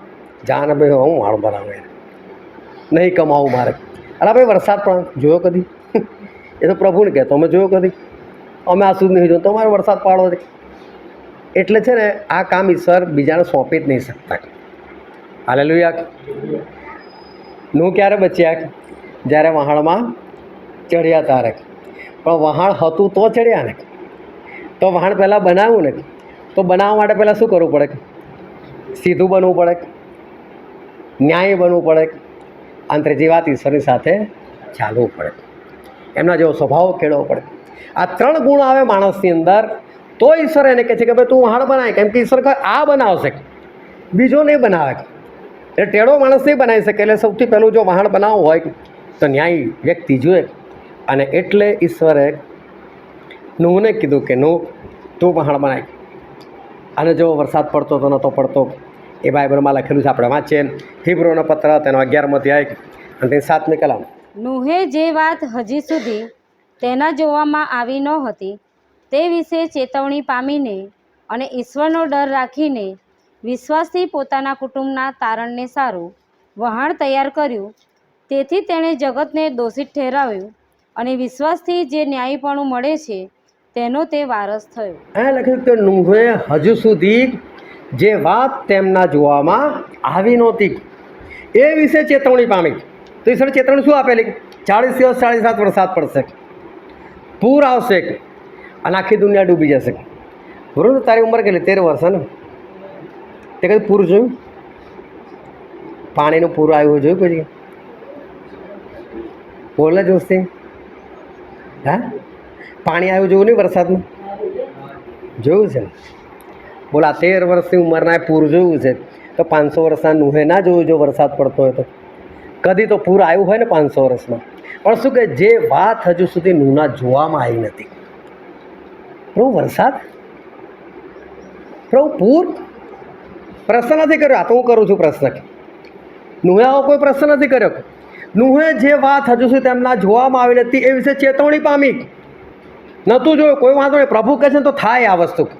હવે ટેળો માણસ એને 50 સવાલ કરે, સીધો માણસ સવાલ ના કરે. પ્રભુ કહે છે મારા દેવ કહે છે, દેવ કહે એટલે થાય જ આ વસ્તુ. એટલે એમણે એ વિશે ચેતવણી પામી જે વસ્તુ એમણે હજુ સુધી જોઈ નથી અને એની પર વિશ્વાસ કર્યો અને એમણે તરત જ બનાવવાનું શરૂ કર્યું. બાકી ટેળો માણસો પ્રભુને હું પ્રભુ ફાળ કરો છો. વરસાદ હોતો હશે એ બી 40 દિવસ હોતો. કયો વરસાદ? વાદળો અમે જિંદગીમાં જોવું નહીં, કયું વાદળાની વાત કરો છો? પરંતુ જે વાત નૂહે કદી 500 વર્ષમાં જોઈ નથી એ વિશે ચેતવણી પામી. એ વાત પર એમણે વિશ્વાસ કર્યો અને નું ન્યાય એટલે કે આજ્ઞા પાળનાર તરત જ એમણે વહાણ બનાવ્યું. હવે જે વહાણ બનાવવાનું હતું એ વહાણ કેવું બનાવવાનું હતું? ઈશ્વરે કેવું વહાણ બનાવવાનું કીધેલું હતું? અને ઉત્પત્તિના પુસ્તકમાં લખેલું છે તેનો 6ઠ્ઠો અધ્યાય અને તેની 15 અને 16મી કલમ. અને આ પ્રમાણે તું તેને બનાવ એટલે વહાણની લંબાઈ 300 હાથ ને તેની ચોડાઈ 50 હાથ ને તેની ઊંચાઈ 30 હાથ. વહાણમાં તું બારી કર ને ઉપરથી 1 હાથ છોડીને તું તેને પૂરી કર અને વહાણનું દ્વાર તેના એક પાસામાં મૂક અને તેનો નીચલો તથા બીજો તથા ત્રીજો એવા 3 માળનું તું કર. જે આગળ ઈશ્વરે જે વહાણ બનાવવાનું કીધું એનું માપ આપી છે. લંબાઈ કેટલી લખી છે? 300 હાથ. 1 હાથ એટલે 1.5 ફૂટ. હવે 300 હાથ એટલે 450 ફૂટ. પછી એની પહોળાઈ કેટલી લખેલી છે? 50 હાથ એટલે 75 ફૂટ પહોળું. એની ઊંચાઈ કેટલી લખેલી છે? 30 હાથ એટલે 45 ફૂટ ઊંચું. જો ઈશ્વરે એક્ઝેક્ટ માપ આપેલું છે. 450 ફૂટ લાંબુ, 75 ફૂટ પહોળું અને એની ઊંચાઈ જે છે એ 45 ફૂટ રહેશે. સાથે સાથે એના 3 માળ, નીચલો, વચલો અને ઉપરનો, એ રીતે 3 માળ તું બનાવી. એની ઉપરની સાઈડ એક બારી કર અને પછી કે એને એક પાસામાં તું એનો દરવાજો બનાવી કે છે. એક ચોક્કસ માપ ઈશ્વરે નૂહને આપ્યું. સાથે સાથે એની 14મી કલમ વાંચો ફરી એકવાર. તું પોતાને સારું દેવદારના લાકડાનું વહાણ બનાવ. દેવદારના લાકડાનું વહાણ બનાવ. આ કોઈ પાસે હિન્દી છે બાઇબલ? 6 ને 14, उत्पत्ति 6 ને 14. गोफर वृक्ष की लकड़ी का एक जहाज बनाए. ગોફેર વૃક્ષ લખેલું છે ગાડી. ઇંગ્લિશમાં આપણે એ શબ્દ વાપરે ગોફેર. આપણે કંઈ જવાની જરૂર નથી ઊંડાણમાં, પણ છતાં મેં તમને વંચાલે કાલ ઉઠીને કોઈ કન્ફ્યુઝન ના થાય. ઇંગ્લિશમાં આપણે આ શબ્દ વાપર્યો છે ગોફેર વૃક્ષ. અને આખા બાઇબલની અંદર આ ગોફેર શબ્દ જે છે એ બીજી કોઈ જગ્યાએ વાપરવામાં નથી આવ્યો. આ ઝાડ વિશે આખા બાઇબલમાં ફરી કોઈ જગ્યાએ કશું નથી લખવામાં આવ્યું. પણ એ સમયે આ એક અજાણ્યું ઝાડ હતું, પણ એ ખરેખર હતું દેવદાર હતી. અને ઈશ્વરે જે દેવદારનું ઝાડ જે છે એનું જ લાકડું ઈશ્વરે વાપરવાનું કીધું કે આ દેવદારનું જે લાકડું છે, દેવદારનું જે ઝાડ છે એનું કે તું વહાણ બનાવી. હવે કેમ ઈશ્વરે આ દેવદારના લાકડાની વાત કરી? કેમ બીજા કોઈ ઝાડની વાત ના કરી? પેલા બાવળનું પણ બની શકે છે કે પછી સાગનું લાકડું હોય એનું પણ બની શકે છે. પરંતુ ઈશ્વરે આ જે દેવદાર હતો એ દેવદારનું લાકડું જ કેમ ઈશ્વરે વાપરવાનું કીધું. અને ગીતશાસ્ત્રમાં એવું લખેલું છે, ગીતશાસ્ત્રનું પુસ્તક તેનો 92મો અધ્યાય અને તેની 12મી કલમ. ન્યાયી માણસ તાડની પેઠે ખીલશે, તે લબાનોનના દેવદારની પેઠે વધશે. ન્યાયી માણસ લબાનોનના દેવદારની પેઠે વધશે. એનો મતલબ જે ન્યાયી માણસ છે એટલે કે આજ્ઞા પાડનાર વ્યક્તિ છે, એનું જે વધવું, એનું જે ઈશ્વરના વચનોમાં, આજ્ઞા પાલનમાં કે આત્મિકતામાં જે વધવું છે, એ વધવાને દેવદાર સાથે સરખાયેલું છે. એનો મતલબ દેવદારનું ઝાડ જે રીતે વધે છે એ રીતે આત્મિક માણસ વધશે, ન્યાયી માણસ એ પ્રમાણે વધશે. એનો મતલબ આ દેવદાર જે છે ને એને આત્મિક વ્યક્તિ સાથે સરખાવવામાં આવે છે. એટલા ગમે તેવા લાકડાથી નહીં બનાવવાનું, પણ એક આત્મિક વૃક્ષ, બાઇબલમાં નથી લખ્યું આત્મિક વૃક્ષ, પણ દેવદારને આત્મિક લોકો સાથે સરખાવેલું છે. તો કે એનાથી કહે છે કે તમે હનુને કીધું કે તું વહાણ બનાય. હવે આ જે દેવદારનું લાકડું છે એની ખાસિયત છે, તમે કોઈ પણ લાકડું લો, એનું ફર્નિચર બનાવવું હોય, જો જેને ખબર હશે ને આ ટેબલ પણ લાકડાનું છે, તો જ્યારે ફર્નિચર બનાવવું હોય ને તો તમે લીલું લાકડું લાવીને કાપો ને તરત એનું તમે ફર્નિચર ના બનાવી શકો, તમારે એને સૂકવવું પડે. અને એ લાકડું જ્યારે સુકાય ને એટલે એનો આકાર બદલાય છે. તમે જો ઘણી વખત કદાચ તમે કોઈ રસ્તે પહેલાં ફરતા હોય ને એવા લોકો પાસે તમે ટેબલ લઈ લો કે તમે ટીપોય લઈ લો, પછી જોજો મહિના પછી પાયો આમ થઈ જશે. ડગા પહેલાં સરખો હતો, પણ છે ને એ લાકડું એને જે પ્રમાણે સૂકવવા દેવું છે સૂકવ્યું નહીં. એટલે જ્યારે તમારા ઘરમાં આવે પછી મહિને 2 મહિને 6 મહિને બરાબર સૂકવ્યું ને ત્યારે એના આકારમાં ફરક પડી ગયો, એટલે ડગમગવા લાગ્યું. તમારા ઘરને કંઈ પ્રોબ્લેમ નથી થયો, પણ એ ઊંચું નીચું થઈ ગયું. તો એવું ના થાય એટલા માટે કોઈ પણ ફર્નિચર બનાવવું હોય તો લાકડાને પહેલાં પૂરી રીતે સુકાવી દેવું પડે. બીજી બાબત, ચોમાસાની અંદર તમે જો તમારા બારણાને જો ભેજ લાગી જાય અને એના કારણે બહારનું તમારું ફિટ થઈ જાય, તો એ પણ એણે ખોટી રીતે બહારનું બનાવેલું છે ને બરાબર સૂકવવા નથી દીધું. એને કઈ રીતે સૂકવવામાં આવે, એને જેટલું પાણી પીવું છે ને એટલું પાણી એને પીવડાવવામાં આવે લાકડાને, અને ત્યાર પછી એને સૂકવવામાં આવે. હવે એને પર ગમે એટલું પાણી પડશે એ ફૂલવાનું નથી, અને હવે ગમે એટલું સુકાય પણ એનો આકાર બદલાવાનો નથી. એટલે પૂરું પાણી પીવડાય ને પછી એને પૂરું સૂકે પછી જ એનું ફર્નિચર બનાવવામાં આવે. પણ દેવદારના લાકડાની ખાસિયત એ છે કે તમે કાપીને ડાયરેક્ટ બનાવી દો ને, એ સુકાયા પછી પણ આકાર નથી બદલતો. આ એની ખાસિયત છે, તમારો ટાઈમ ના બગડે. બીજી બાબત, જો તમને ખ્યાલ હોય તો કોઈ પણ ઝાડ હોય ને એમાં ગાંઠ હોય, તમે લીમડો છો ને તો એમાં એક આટલું આમ ઉપસિયારું દેખાશે, એને ગાંઠ કહેવાય. હવે હોય તો એ લાકડું જ, પણ એ ગાંઠવાળા ભાગમાં તમે ખિલ્લી મારો તમારાથી ખિલ્લી ના જાય અંદર, એટલું કડક હોય. ખિલ્લી નાખ્યું ને તો તમારે પહેલાં ડ્રીલ મશીનથી કદાચ તેને કાણું પાડવું પડે તો તમારી ખિલ્લી જાય. બીજી જગ્યાએ જતી રહેશે પણ ત્યાં નહીં જાય જ્યાં ગાંઠ હશે ત્યાં. જ્યારે આ દેવદારનું લાકડું છે એમાં આવો કોઈ પ્રોબ્લેમ, ગાંઠનો પ્રોબ્લેમ આવતો નથી. એને સૂકવવું દેવું પડતું નથી. એને ડાયરેક્ટ લાવો, કાપો અને એને ખિલ્લી મારી દો, એને કશો પ્રોબ્લેમ નડતો નથી. બીજી બાબત, એની અંદર એક પદાર્થ બને છે, દેવદારની લાકડાની અંદર એક પદાર્થ, ચીકણો પદાર્થ હોય છે. અને એ જે દેવદારનું ઝાડ હોય ને તો એ પદાર્થ ઉપરથી વહેતો વહેતો વહેતો છેક નીચે આવી જાય, અને એ જ્યારે છેક નીચે પદાર્થ આવી જાય અને ઉપરથી પદાર્થ થવાનું બંધ થઈ જાય એટલે સમજી લેવાનું કે હવે આ દેવદાર જે છે કામનું નથી. પછી લોકો દેવદારને કાપી નાખતા હોય, આ એની ખાલી પ્રક્રિયા છે. પણ એમાં એવો કોઈ ચીકણો પદાર્થ હોય છે, અને પદાર્થ જ્વલનશીલ એટલે કે બળે એવો પદાર્થ હોય છે. અને એટલે આ દેવદારનું લાકડું જે છે ને એને તમારે બાળવું હોય ને તો તમારે સૂકવવા દેવાનું. જો લીલું પણ એવું જ સારી રીતે બળે છે, લીલું લાકડું પણ બળી જાય. હું જ્યારે કોલેજમાં હતો ત્યારે અમે લોકો ટૂર પર ગયેલા, જ્યાં હિમાલય છે એ પ્રદેશમાં અમે લોકો ગયેલા હતા. અને ત્યાં આગળ આ દેવદારના ઝાડ પુષ્કળ, અને દેવદારના લાકડાનો અમે ઉપયોગ શાના માટે કરતા? પાણી ગરમ કરવા માટે અને ખાવાનું બનાવવા માટે. હવે એક દિવસ હું સવારે વહેલો ઉઠ્યો ને તો વરસાદ પડતો હતો, અને વરસાદ પડતો હતો અને ચા બનાવનાર હતો, હજુ ચા બનાવવાનું શરૂ નહોતું કર્યું, પણ ત્યાં બધા લાકડા કાપેલા પડેલા હતા અને તો વરસાદમાં બરાબર પડેલા હતા. અને મેં વિચાર્યું કે આજે મને ચા નહીં મળવાની, લાકડા તો બધા પડી ગયા છે, પેલો સળગાવશે કેમ નો. આ ચા બનાવનારને હું જોઈ ગયો, તો આ ચા નહીં મળે નહીં. મને કેમ?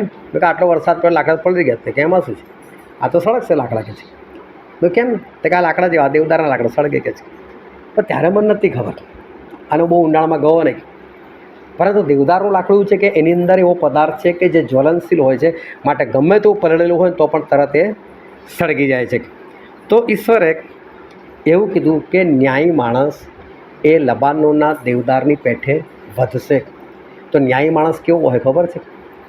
એનામાં પેઠે ગાંઠ ના હોય, અક્કડપણું ના હોય, જ્યાં ખીલ્લી મારો ને ત્યાં વાગી જાય. એ એડજસ્ટ થઈ જાય તમારી સાથે. સુકાયેલું હોય, લીલું હોય, તમારે જે આકારમાં કાપીને જેની સાથે સેટ કરવું એ સેટ થઈ જાય. એટલે જે વ્યક્તિ ન્યાયી છે, ઈશ્વરની આજ્ઞા પાડનાર છે, એ જોજો કોઈની પણ સાથે સેટ થઈ જશે. એ કોઈ પણ પરિસ્થિતિમાં સેટ થઈ જશે. એને કોઈ પણ પરિસ્થિતિ સારી લાગશે. એને તમે રાતે ઊંઘવાનું કહો, ટક્યો નથી, એને કોઈ ફરક નથી પડતો. પાથરવાનું નથી તો એને ફરક નથી પડતો. કોઈ વ્યવસ્થા એને મળે છે કે નથી મળતી, એનાથી કોઈને ફરક નથી પડતો. એ સેટ થઈ જશે જે તે બાબત સાથે. સાથે સાથે જ્વલનશીલ હોય છે. એટલે કે તમે એને બાળો ને એ તમને નહીં બાળે. એ જ્વલનશીલ પદાર્થ તમને નથી બાળો, પણ તમે એને બાળો તો એ બળી જાય. એટલે કે બલિદાન આપવા માટે તૈયાર હોય છે. તમારા માટે ઘસાવો, તમારા માટે ખર્ચાવો એ તૈયાર હોય છે. એ છે કે ન્યાયી માણસ, આજ્ઞા પાડનાર વ્યક્તિ એવું હોય છે. લબાનોના દેવદાર જેવો એ તમારા માટે બધી રીતે એ તૈયાર હોય.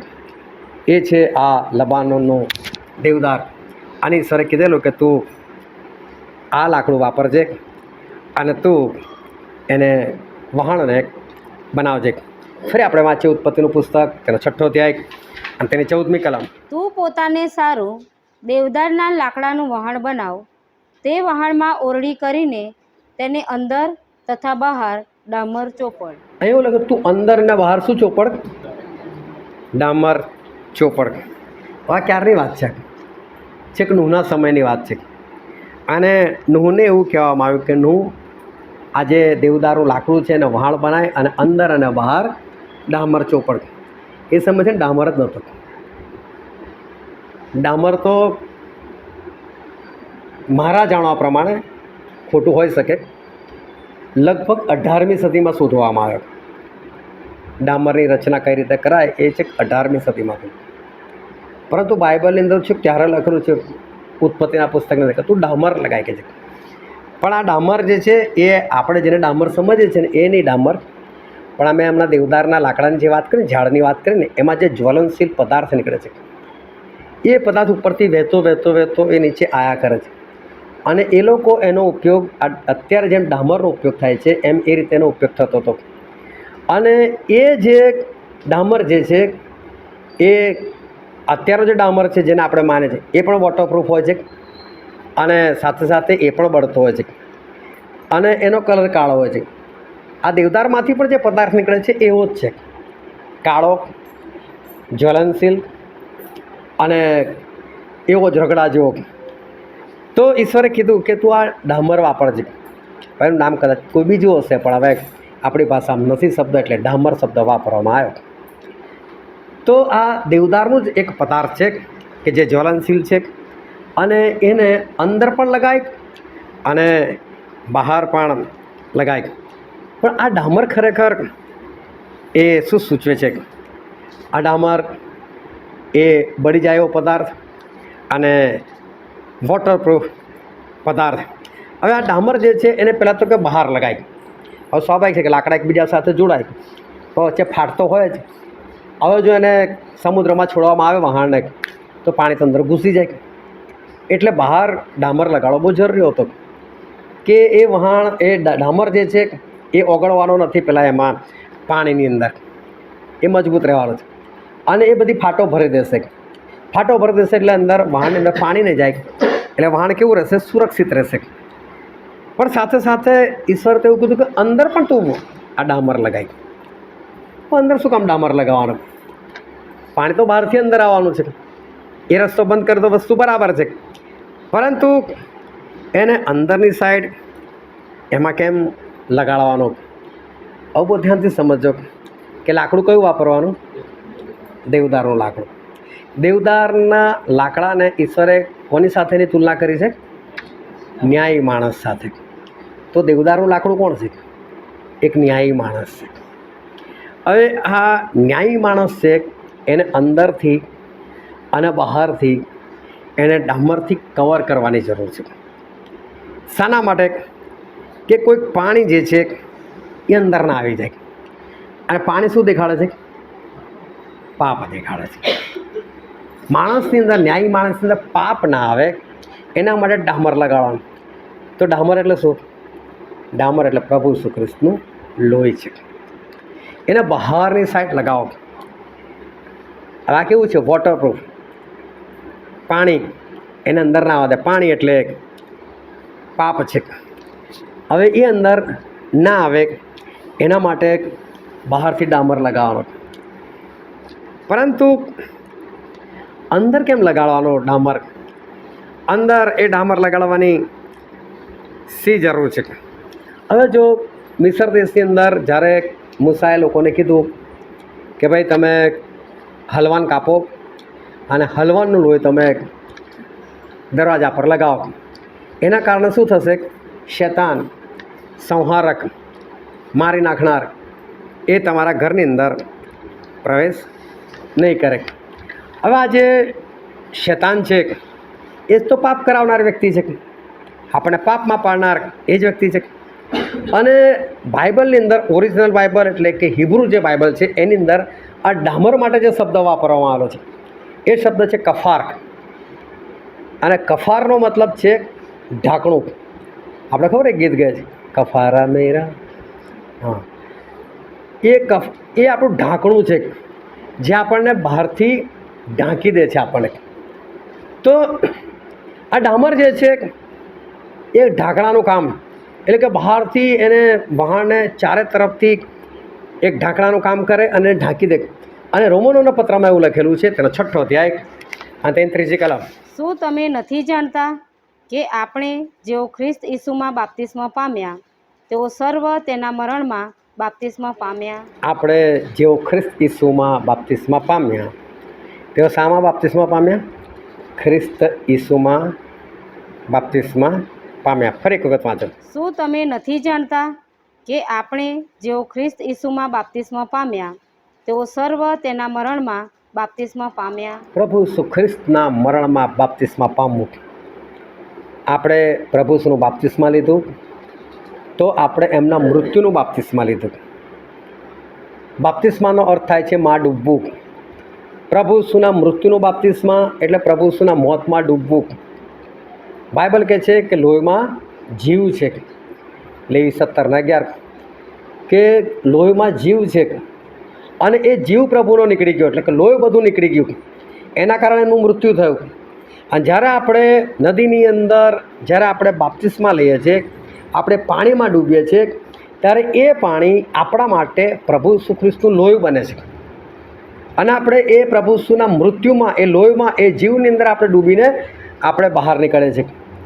અને એટલે એવું લખવામાં આવેલું છે, 1 યોહાન તેનો 1લો અધ્યાય અને તેની 7મી કલમ. પણ જેમ તે પ્રકાશમાં છે તેમ જો આપણે પ્રકાશમાં ચાલીએ તો આપણે એકબીજાની સાથે સંગત છે અને તેના પુત્ર ઈસુનું રક્ત આપણને સઘળા પાપથી શુદ્ધ કરે છે. પ્રભુ ઈસુનું લોહી આપણને સઘળા પાપથી શુદ્ધ કરે છે. એટલે ખાલી પાણીમાં ડૂબવાથી આપણે શુદ્ધ નથી થતા, પણ જ્યારે આપણે ખરા હૃદયથી ખરો પસ્તાવો કરીને ખરી રીતે આપણે જ્યારે બાપ્તિસ્મા લઈએ છીએ ત્યારે આપણે એ પાણીમાં નથી ડૂબતા. પાણી લોકોને દેખાય છે, પણ આપણા માટે શું કામ કરે છે? એ પ્રભુ ઈસુ ખ્રિસ્તનું લોહી બને છે. અને જ્યારે તમે આમાં ડૂબીને બહાર આવો છો ત્યારે માથાથી લઈને પગના તળિયા સુધી તમારી ઉપર પ્રભુ ઈસુ ખ્રિસ્તના લોહીનું એક આવરણ બને છે. આ દેવદારનું લાકડું એક ન્યાયી માણસ છે, પણ હવે એનામાં પાપ ના આવે એના માટે આ ડામર જે છે એનું ફળ બહુ જરૂર છે. એ ડામર એ પ્રભુ ઈસુ ખ્રિસ્તનું લોહી છે કે એ લોહી આપણને પાપથી શુદ્ધ કરે છે. અને એ લોહી જો આપણા શરીર પર લાગેલું હોય તો શત્રુ શૈતાન આપણી પાસે આવી શકતો નથી અને આપણને પાપ કરાવી શકતો નથી. તો બહાર આ એક આવરણ એટલે કે ડામર એટલે કે પ્રભુ ઈસુ ખ્રિસ્તનું લોહી આપણા માટે બહુ જરૂરી હતું. પણ ઈશ્વરે કીધું કે તું અંદર પણ ડામર ચોપડે કે છે. અંદર શું જરૂર હતું? અંદર શાના માટે આપણને એ લોહીની જરૂર હતી? અને બાઇબલની અંદર લખવામાં આવેલું છે, માથીની લખેલી સુવાર્તા તેનો 26મો અધ્યાય અને તેની 28મી કલમ. કેમ કે નવા કરારનું એ મારું લોહી છે, જે પાપોની માફીને અર્થે ઘણાઓને સારું વહેવડાવવામાં આવે છે. જ્યારે પ્રભુ ભોજન પડાતું હતું પહેલું, એ સમયે પ્રભુ ઈસુએ પ્યાલો લીધો દ્રાક્ષારસનો અને એવું કીધું કે આ મારું નવા કરારનું લોહી છે, જે ઘણાઓની પાપોની માફીને અર્થે વહેવડાવવામાં આવે છે. તો દ્રાક્ષારસ શું કરવાનો હતો? પીવાનો હતો. એ શું છે? પ્રભુ ઈસુ ખ્રિસ્તનું લોહી. એ કઈ જાય છે? આપણી અંદર જાય છે. હવે લોહીની કઈ જરૂર હતી? અંદર. કેમ લોહીની અંદર જરૂર હતી? એક કલમ આપણે વાંચીએ, માથીની સુવાર્તા તેનો 15મો અધ્યાય 19મી કલમ. કેમ કે ભૂંડી કલ્પનાઓ, હત્યાઓ, વ્યભિચારો, જાર કર્મો, ચોરીઓ, જૂઠી સાક્ષીઓ તથા નિંદાઓ હૃદયમાંથી નીકળે છે. આ બધું હૃદયમાં ભરેલું છે. હવે બહાર તો પેલું આવરણ આવી ગયું, પણ પેલું અંદર ભરેલું છે. બરાબર? અંદરથી આ બધું બહાર નીકળે ને. દુકાનનું શટર પડેલું એટલે ના ખબર પડે. શટર ખોલો ત્યારે ખબર પડે ને અંદર શું છે. સોનીની દુકાન છે કે કોલસાની દુકાન છે. આ મોડું શટર છે. એ ખુલે ને તારે ખબર પડે કે હૃદયની અંદર કઈ દુકાન ભરેલી છે. હવે એ અંદર જે કંઈ ગંદકી છે એને હટાવવા માટે જે જરૂરી છે એ છે પ્રભુ ભોજન, પ્રભુ ઈસુ ખ્રિસ્તનું લોહી, કે જે આપણી અંદર જાય તો આપણે એ અંદરના પાપથી આપણે શુદ્ધ થઈ શકીએ. હાલેલુયા. કંટાળો તો નહીં આવતો? બેસીને હજુ ડામર બહાર પણ અને ડામર અંદર પણ. ડામર શું છે? પ્રભુ ઈસુ ખ્રિસ્તનું લોહી. દેવદારનું લાકડું કોણ છે? ન્યાયી માણસ. આપણને બહારથી પણ પાપ અંદર નહીં આવવા દે, અંદરના પાપને પણ એ દૂર કરશે. અને માટે આપણને પ્રભુ ઈસુ ખ્રિસ્તના લોહીની અંદર અને બહાર બેવ જગ્યાએ આપણને જરૂર છે. જ્યારે ઈશ્વરે કરાર કોષ બનાવવાનું કીધેલું ત્યારે પણ ઈશ્વરે આ જ વાત કરેલી કે તમે બાવળના લાકડાનો કરાર કોષ બનાવો, પણ બહારથી અને અંદરથી શું કરો? સોનાથી મળો. એટલે આપણે છે ને જેવા જેવા જ છે, પણ જ્યારે આપણી બહાર ને અંદર આ જ્યારે લોહી આવે છે પ્રભુ ઈસુ ખ્રિસ્તનું, એ સોના જેવું મૂલ્યવાન છે. ત્યારે આપણને અને ઈશ્વરને કંઈક અલગ દેખાય છે. એટલે ઈશ્વર શું કહે છે? બીજો કાળ તો 16:9 કે ઈશ્વરની દૃષ્ટિ આખી ધરતી પર દરેક મનુષ્યના હૃદય પર છે, અને જેનું અંતઃકરણ એમને સંપૂર્ણ માલુમ પડે છે તેને સહાય કરીને પોતે બળવાન છે એવું દેખાડી આપે છે. તો ઈશ્વર ઉપરથી નીચે જુએ છે આપણને, અને જ્યારે જુએ છે ને આપણને અને ચારે તરફ જુએ છે તો પેલું બાપ્તિસ્મા લઈને નીકળેલા છે. એટલે શું દેખાય છે? પ્રભુ શું લોહી. એટલે આ તો પવિત્ર માણસ છે, પણ અંદર તો જોવા દે તો પાછું પ્રભુ ભોજન લઈને બેઠેલા છે. એટલે અંદર જુઓ તો અંદર બી શું દેખાય છે? શુદ્ધતા દેખાય છે. તો આપણે બચી શકીએ એમ છે, નહીં તો આપણે બચી શકતા નથી. હવે આ વહાણ એ સરે આ રીતે એ બનાવવાનું કીધું, કરાર કોષ પણ એ રીતે બનાવવાનું કીધું, અંદર અને બહાર એ સોનું. હવે આ ડામર જે છે એના માટે જે શબ્દ વાપરવામાં આવેલો છે કફાર, એનો અર્થ થાય છે કે ઢાંકણ. અને પ્રભુ ઈસુ ખ્રિસ્તનું લોહી એટલે કે પવિત્રતા.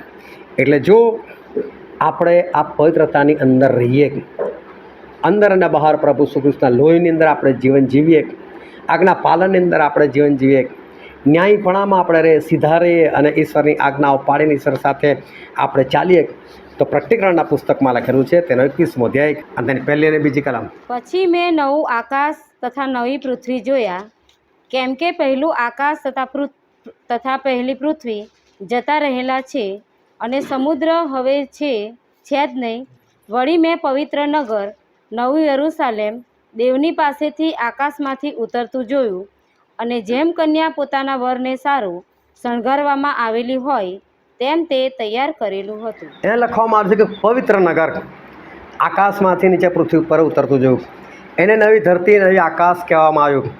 જો આપણે પવિત્ર છે, અંદર અને બહાર પ્રભુ ઈસુ ખ્રિસ્તનું લોહી છે, જો આપણે પવિત્ર છે તો આ પવિત્ર નગરમાં આપણી જગ્યા છે.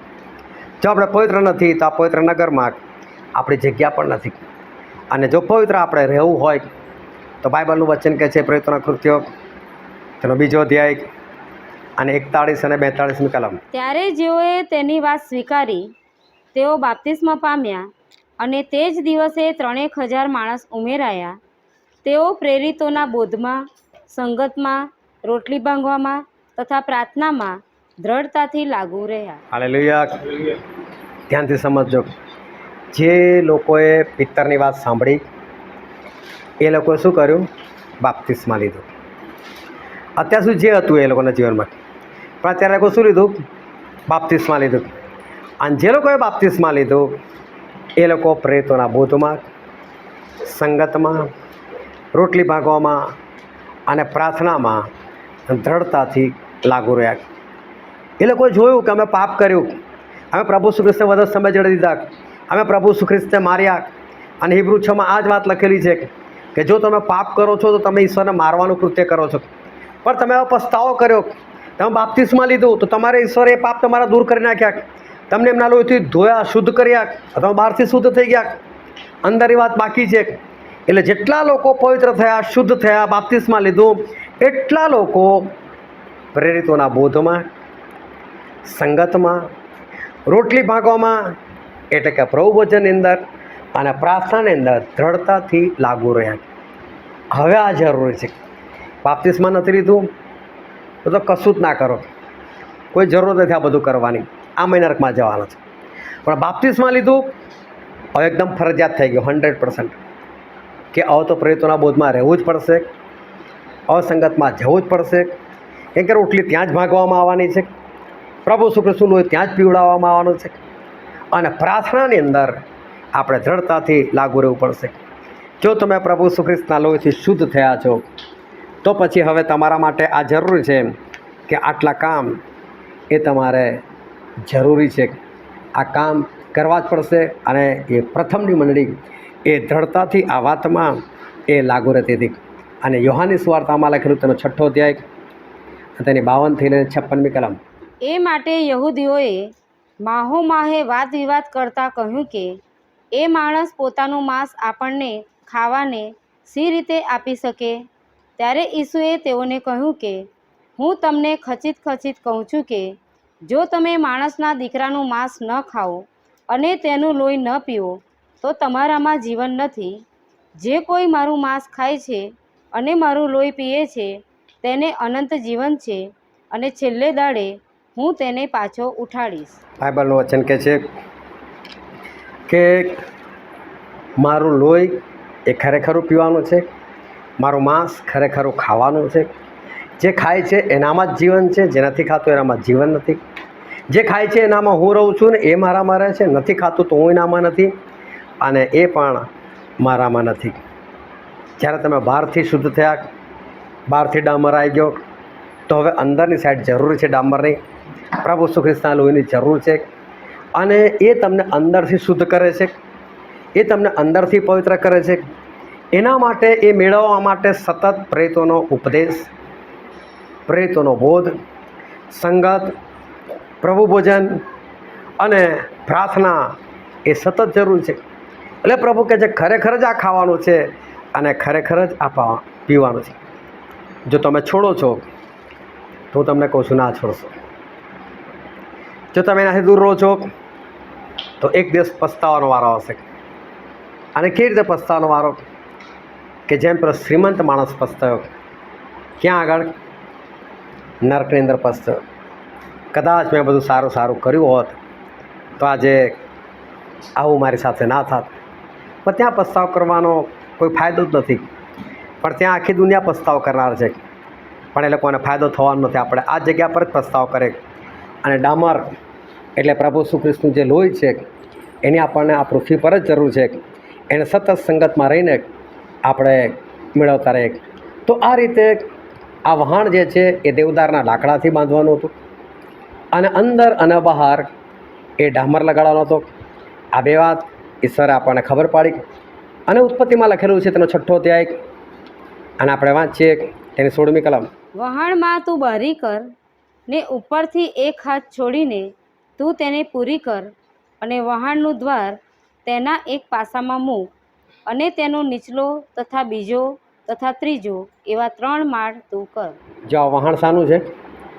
દેવદારનું. એ કોણ છે? ન્યાયી માણસ. ડામર શું છે? પ્રભુ ઈસુ ખ્રિસ્તનું લોહી એની ઉપર ને અંદર હોવું જોઈએ. આ વહાણના કેટલા માળ છે? 3 માળ છે.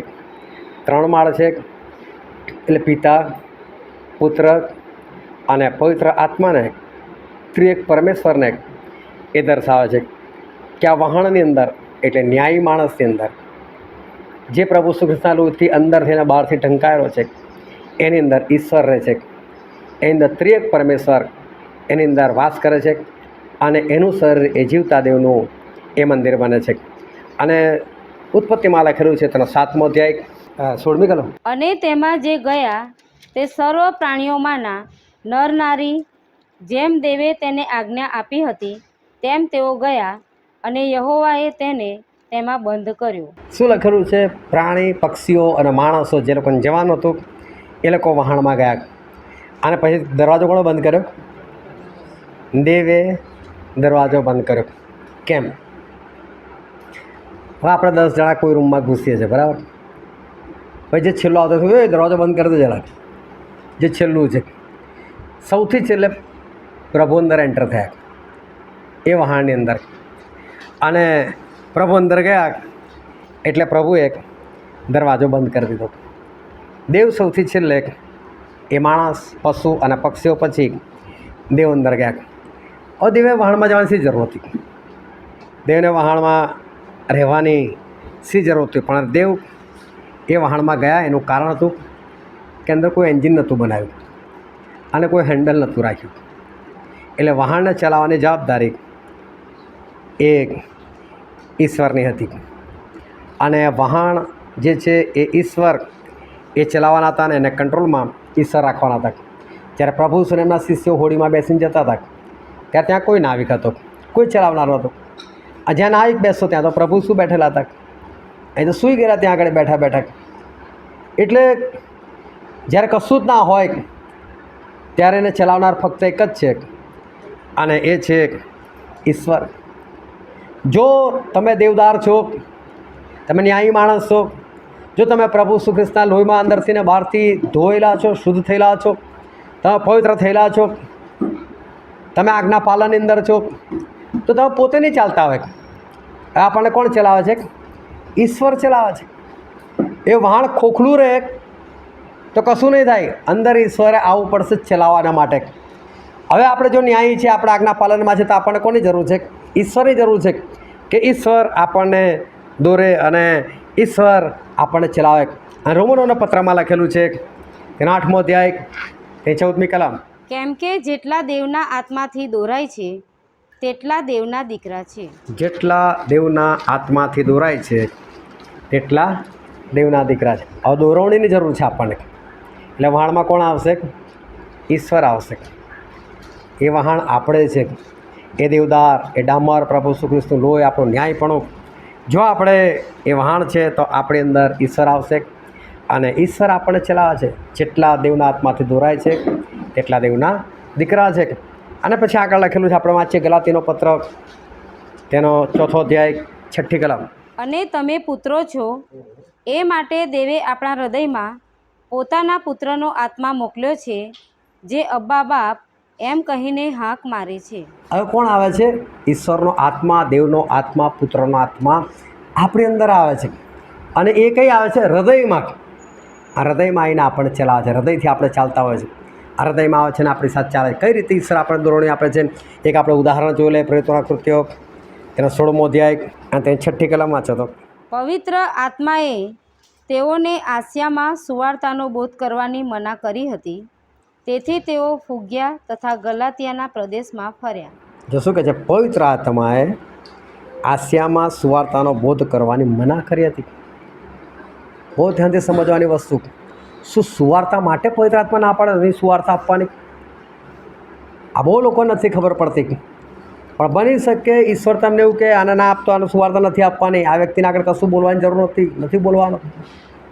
આ પવિત્ર આત્માનું કાર્ય છે. આપણે દોરવાની જરૂર છે. કોને તમારે સુવાર્તા આપવી જોઈએ, કોને ના આપવી જોઈએ, કોની સાથે બાઇબલની ચર્ચા કરવી જોઈએ.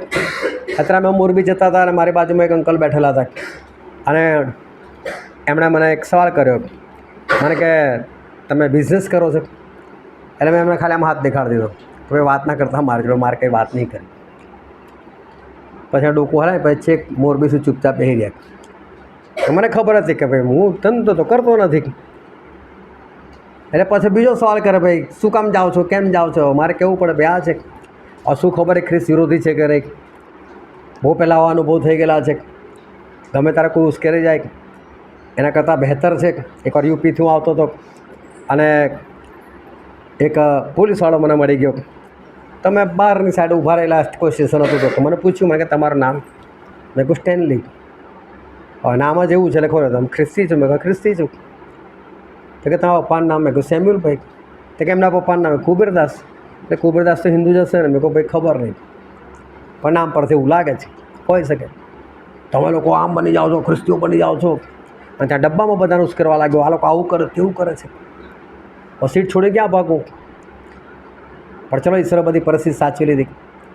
કઈ જગ્યાએ સુવાર્તા પ્રગટ કરવી ના કરવી હોય ને તો બી પવિત્ર આત્મા કહે. એટલે તમે એવું ના સમજશો કે અહીં ગાડી મને ના પાડે છે તો કયો આત્મા કામ કરે છે. આ ઈશ્વરો જ આત્મા છે. હજુ આગળ વાંચો એની 7મી કલમ. તેઓએ મૂસિયાની સરહદ સુધી આવીને બિથુનિયા જવાનો પ્રયત્ન કર્યો, પણ ઈસુના આત્માએ તેઓને જવા દીધા નહીં. હા, આ લોકો કોઈ જગ્યાએ જતા હતા. પાઉલનું કામ શું છે? સુવાર્તા જ પ્રગટ કરવાનું, ઈશ્વરનું નામ પ્રગટ કરવાનું. કોઈ જગ્યાએ જતા હશે, નહીં જવા દે તો એ નહીં જવાનું કહે છે. રોકી લીધા ગમે તે કારણ, કોઈ રૂકાવટો આવી ગઈ, કોઈ અડચણો આવી ગઈ. આ ઈશ્વરનું કાર્ય છે, નથી સમજ પડતી. એકવાર મારે દર બુધવારે મારે મોરબી જવાનું હોય, એટલે હું મંગળવારે લોકોને ફોન કરતો, ભાઈ કાલનું કેવું છે, તમે લોકો તો બહાર નથી. અને લોકોએ મને ના પાડી કે ભાઈ ના આવતા આજે, કાલે અમે લોકો કંઈક પ્રોગ્રામમાં કંઈક ગમે તે કંઈ હશે. એટલે પછી મેં બીજી જગ્યાએ બહુ ચલો અંકલેશ્વર મિટિંગ કરી નાખીએ. અંકલેશ્વરવાળાએ ના પાડે કે ભાઈ ના આવતા કહે છે. બુધવાર ખાલી ગયો. મેં કીધું શું કરીશું એમ. અને રાત્રે લગભગ 9 વાગે એક ભાઈનો મારી પર ફોન આવ્યો અને મને તો નહીં ખબર પડી, પણ ફૂલ નશામાં 2 બોટલ પીને બેઠેલા હતા. અને કે સ્ટેલી મારે તમારા ઘરે આવવું છે કે છે. અને બી હાલ હું વડોદરા રોકેલો હતો. મેં કહું આવો એને તો કોઈ વાંધો નહીં, પણ 9 વાગ્યા છે. મેં કહું તમારું ઘર એટલું બહુ દૂર છે કે તમને મારે ત્યાં આવતા 6 કલાક લાગશે. એટલે મેં કહું તમે આવશો કેટલા વાગે? મેં કીધું એના કરતાં બહેતર છે તમે સવારે આવજો. તો કે સારું. ફોન મેં ફરી પાછો કર્યો, મારે તો હમણાં જ આવવું છે કે. મેં કહું મને કોઈ વાંધો નહીં, હમણાં નીકળો. પણ મેં કહું તમે હમણાં આવશો, રાતે 2 વાગે પહોંચશો તો મેં કહું આપણે પ્રાર્થના તો કરી શકવા નથી અને તમે પ્રાર્થના માટે આવો છો. તો એક કામ કરો ને ભાઈ, કાલે જ આવો. તો કે સારું ચલો કાલે આવીએ. અને પછી એમના ઘરવાળાને પણ બધાને એવું કે આ નશામાં કે છે સ્ટેનલી ભાઈ ત્યાં જવું છે. સવારે ઉતરશે એટલે બંધ. પછી તો ભાઈ 4 વાગે ઊભા થઈ ગયા, હવે ચલો ઊભા થાવ, જવાનું છે સ્ટેનલી ભાઈના ઘરે કે છે. અને ફટાફટ એ લોકો નીકળી ગયા. સવારના લગભગ 9 વાગ્યા તો હાલોલ પહોંચી ગયા લોકો. હું અહીંથી હાલોલ પહોંચી ગયો.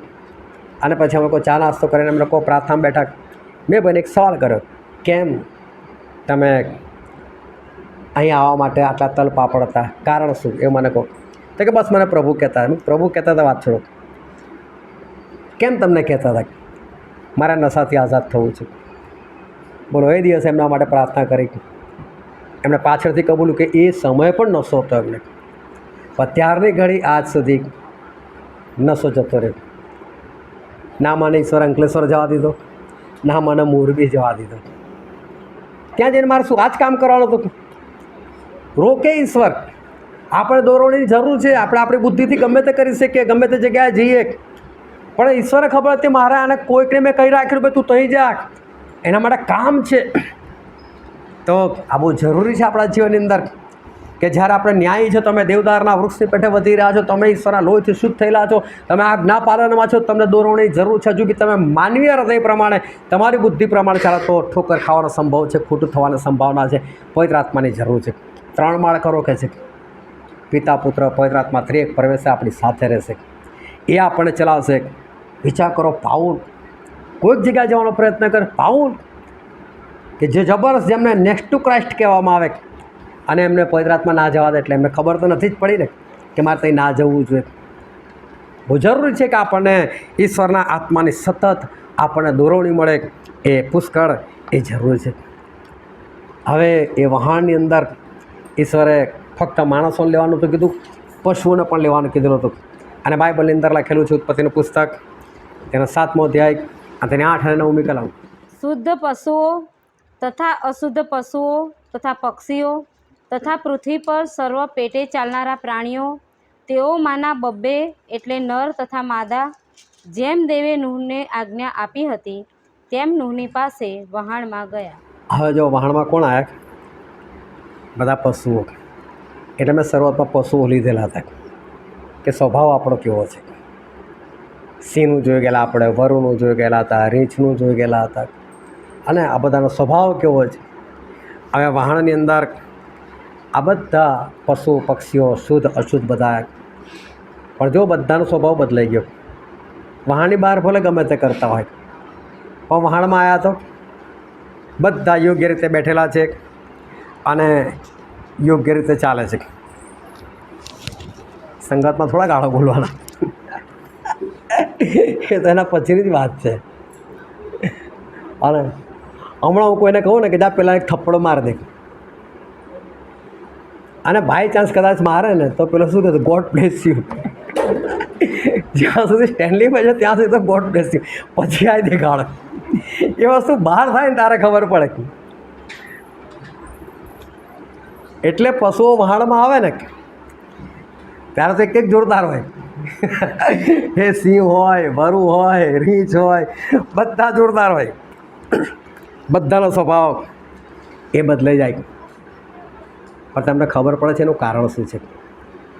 એક ન્યાયી માણસ, એક આજ્ઞા પાડનાર વ્યક્તિ, એના કારણે વિચાર કરો જંગલી જાનવરોમાં પણ ફરક પડી જાય છે. ભલે બહાર ગમે તે હોય, પણ એની હાજરીમાં તો ફરક પડી જાય છે. એક ન્યાયી માણસ, એનો ઈશ્વર એટલી રીતે એનો ઉપયોગ એ કરતા હોય છે. જો તમે વહાણ છો, તમે અંદર અને બહારથી, તમે પ્રભુના લોહીથી, ડામરથી તમે કવર થઈ ગયેલા છો, તો તમને સતત સંગત, પ્રભુ ભોજન, પ્રેરિતોનો બોધ, એની સતત એ જરૂર છે.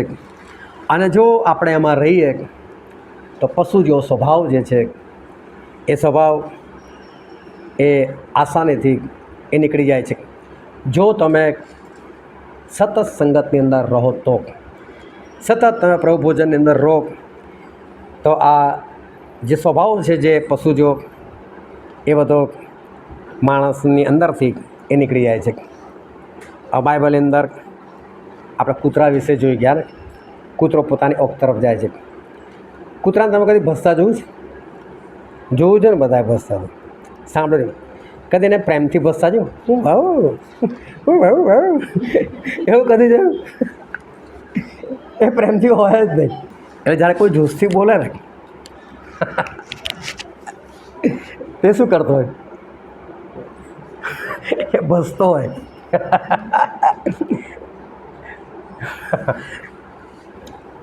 એ આપણને ના સમજ પડે ને, ભસે શું ના સમજ પડે. બે જણા લડતા હોય, એકબીજાને સમજે છે? એક ભસતા હોય ને એટલે એકબીજાને ના સમજ પડે. બે જણા પોતપોતાનું જ ભસ્યા કરે. બસ તમે સંગત મારો ને તો પછી આ બધો સ્વભાવ જે છે ને એ સ્વભાવ એ બધો દૂર થઈ જાય. હવે પ્રભુ ઈસુ ખ્રિસ્ત એ જ્યારે પૃથ્વી પર આવીને બધાનો ન્યાય કરશે તો બાઇબલમાં એવું લખેલું છે, માથીની લખેલી સુવાર્તા તેનો 25મો અધ્યાય અને 34, 35 અને 36મી કલમ જોવો છો. ત્યારે રાજા પોતાની જમણી તરફનાઓને કહેશે કે મારા બાપના આશીર્વાદિતો આવો, જે રાજ્ય જગતનો પાયો નાખ્યા અગાઉ તમારે સારું તૈયાર કરેલું છે તેનો વારસો લો.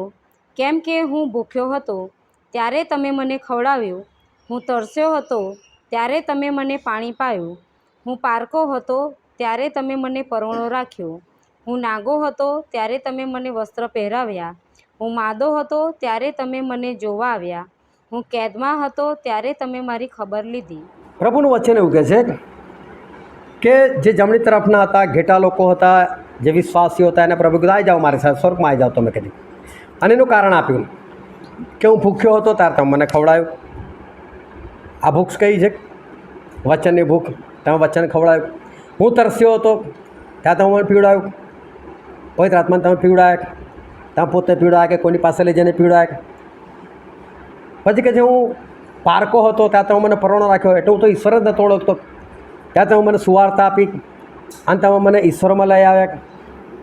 હું કહે છે કે નાગો હતો, આજ્ઞાપાલન એ વસ્ત્ર દેખાડે છે. એટલે જ્યારે હું આજ્ઞા નહોતો પાડતો ત્યારે તમે મને આજ્ઞાપાલન શીખવાડો, તમે મને વસ્ત્ર પહેરાવ્યા. હું કહે છે કેદમાં હતો, શેતાનના બંધનમાં હતો, તમે મારા માટે પ્રાર્થના કરી, તમે મને છોડાવ્યા એમાંથી. હું બીમાર હતો, આત્મિકતામાં કમજોર પડી ગયેલો, પાછો પડી ગયેલો, તમે મારા માટે મહેનત કરી, તમે મને જોવા આવ્યા, તમે મને બચાવ્યો. કહે છે તો પ્રભુ કહે છે કે આ બધા તમે કામ કર્યા, એના માટે તમે લોકો ક્યાં આવો? સ્વર્ગમાં આવો. અમારો એક સવાલ તમને, કે આ કામ કોનું છે? શું કોઈ પાસ્ટરનું કામ છે? શું કોઈ પ્રેરિત કે પ્રબોધકનું કામ છે? આ કામ કોનું છે? દરેકે દરેક વિશ્વાસીનું. આ કામ દરેક વિશ્વાસીનું એ કામ છે, આ બધાનું કામ છે. આ વહાણ કોણ છે? જો આપણે ઈશ્વરના વચન પ્રમાણે ચાલીએ છીએ તો આ જે વહાણ એ આપણે પોતે છે. આ વહાણ એક વિશ્વાસી વ્યક્તિને, ન્યાયી વ્યક્તિને સૂચવે છે. આ વહાણ એક દેવના સેવકને એ સૂચવે છે, કારણ કે એના લાકડું જે હતું એ દેવદારનું લાકડું હતું. અને દેવદારનું લાકડું એ નમ્રતા સૂચવે છે. ગમે તેવું કાપો, એ ગમે તે જગ્યા પર સેટ થઈ જાય છે. એ ઊંચું નીચું થતું નથી, સુકાઈ ગયા પછી પોતાના આકાર બદલતો નથી. એની અંદર જ્વલનશીલ પદાર્થો છે, તમે એને બાળો તો પડી જાય છે, એ તમને નથી બાળતું. અને માટે એ બલિદાન માટે હંમેશા તૈયાર, વેઠવા માટે હંમેશા તૈયાર. એ દરેકને એડજસ્ટ થઈને જીવન જીવે છે. અને રોમનોના પત્રમાં લખેલું તેનો 12મો અધ્યાય અને તેની 18મી કલમ વાંચો તો, જો બની શકે તો ગમે તેમ કરીને સઘળા માણસોની સાથે હળી મળીને ચાલો. હા, ઈશ્વર એવું કહે છે, ગમે તે કરીને કહે છે, બધા સાથે કેવી રીતે ચાલો? હળી મળીને ચાલો કહે છે. એટલે તમે એડજસ્ટ થઈ જાઓ. આ દેવદારનું લાકડું એ ઈશ્વરો સેવક, એક વિશ્વાસી છે. ડામર એ પ્રભુ શ્રી કૃષ્ણનું લોહી છે, જેનાથી અંદરથી અને બહારથી એ વ્યક્તિ કવર થયેલો છે. અને એ વહાણની અંદર ઘણા બધા પશુઓ છે, પણ દરેક પશુઓ માટે એની પાસે શું છે? ખોરાક છે, એટલે કે વચન છે. હું ભૂખ્યો હતો તો મને ખવડાવ્યું. તો ભૂખ્યો માણસ એ તો આગળ વધેલો પણ હોઈ શકે, નવો નવો વિશ્વાસી બી હોઈ શકે અને અવિશ્વાસી પણ હોઈ શકે. ક્યારે કોના માટે કયું વચન જરૂર છે એ તમને ખબર પડી જોઈએ. એકવાર એક સેવક હતા અને એ સેવકે કોઈકની છોકરીને એવી રીતે કંઈક શિક્ષણ આપ્યું હશે, કેવી રીતે કંઈક શીખવાડ્યું હશે કે પેલી છોકરી એ સેવકની પાછળ ગાંડી. ખોટી રીતે નહીં, પણ એમ જ કે બસ મારે એની જોડે જ રહેવું છે, મારે ત્યાં શીખવું છે. અને એ છોકરીની મમ્મી એને બોલાવે, બેટા તું ઘર આવ. તો એ પછી કેવું કે જો આ તારી માં શેતાન છે કે છે, આ તને કહે છે કે શિક્ષણથી દૂર કરે છે કે છે. અને પછી છોકરીના મનમાં ઘૂસી ગયું. અને પછી કે મને તો દર્શન થયું, તારી મમ્મી છે ને ચાકુ લઈને તને મારતી હતી કે છે.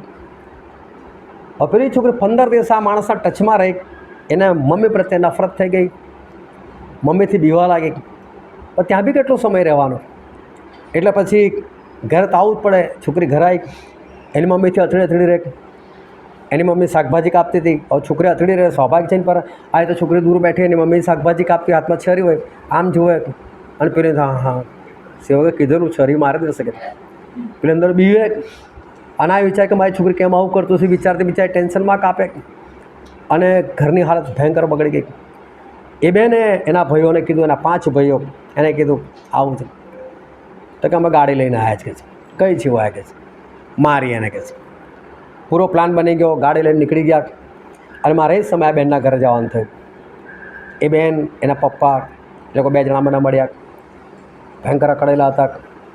અને મને કીધું કે તમે આ સેવકને ઓળખો જ? મેં કહું સારી રીતે ઓળખું છું. કેવા જ? મેં કેવી વાત છો, તમને શું થયું? કે આવું થયું કે છે. અને કે અમે નક્કી જ કર્યું છે કે મારવાનો. અને બાપે કીધું મારા છોકરા આવી રહ્યા છે અમદાવાદથી અને અમે આગળ જવાના છે મારવા માટે, તમે શું કહો છો? મેં કહું જાઓ મારો, હાથ ટાટા તોડી નાખો. મેં કીધું કરી જ નાખો તમે. આવો મને ખરેખર આવું કરે? હા ખરેખર એવું જ કરો તમે. અને કેમ? તો તમે ઓલરેડી નક્કી કરીને બેઠેલા છે, કરો જ તમે એવું. ના ના, એક સેવક તરીકે તમે બોલો, શું કહેવા માગો છો? મેં કહું તમે આવું મને પૂછો તો મને કંઈક બીજું કહેતા ફાવે.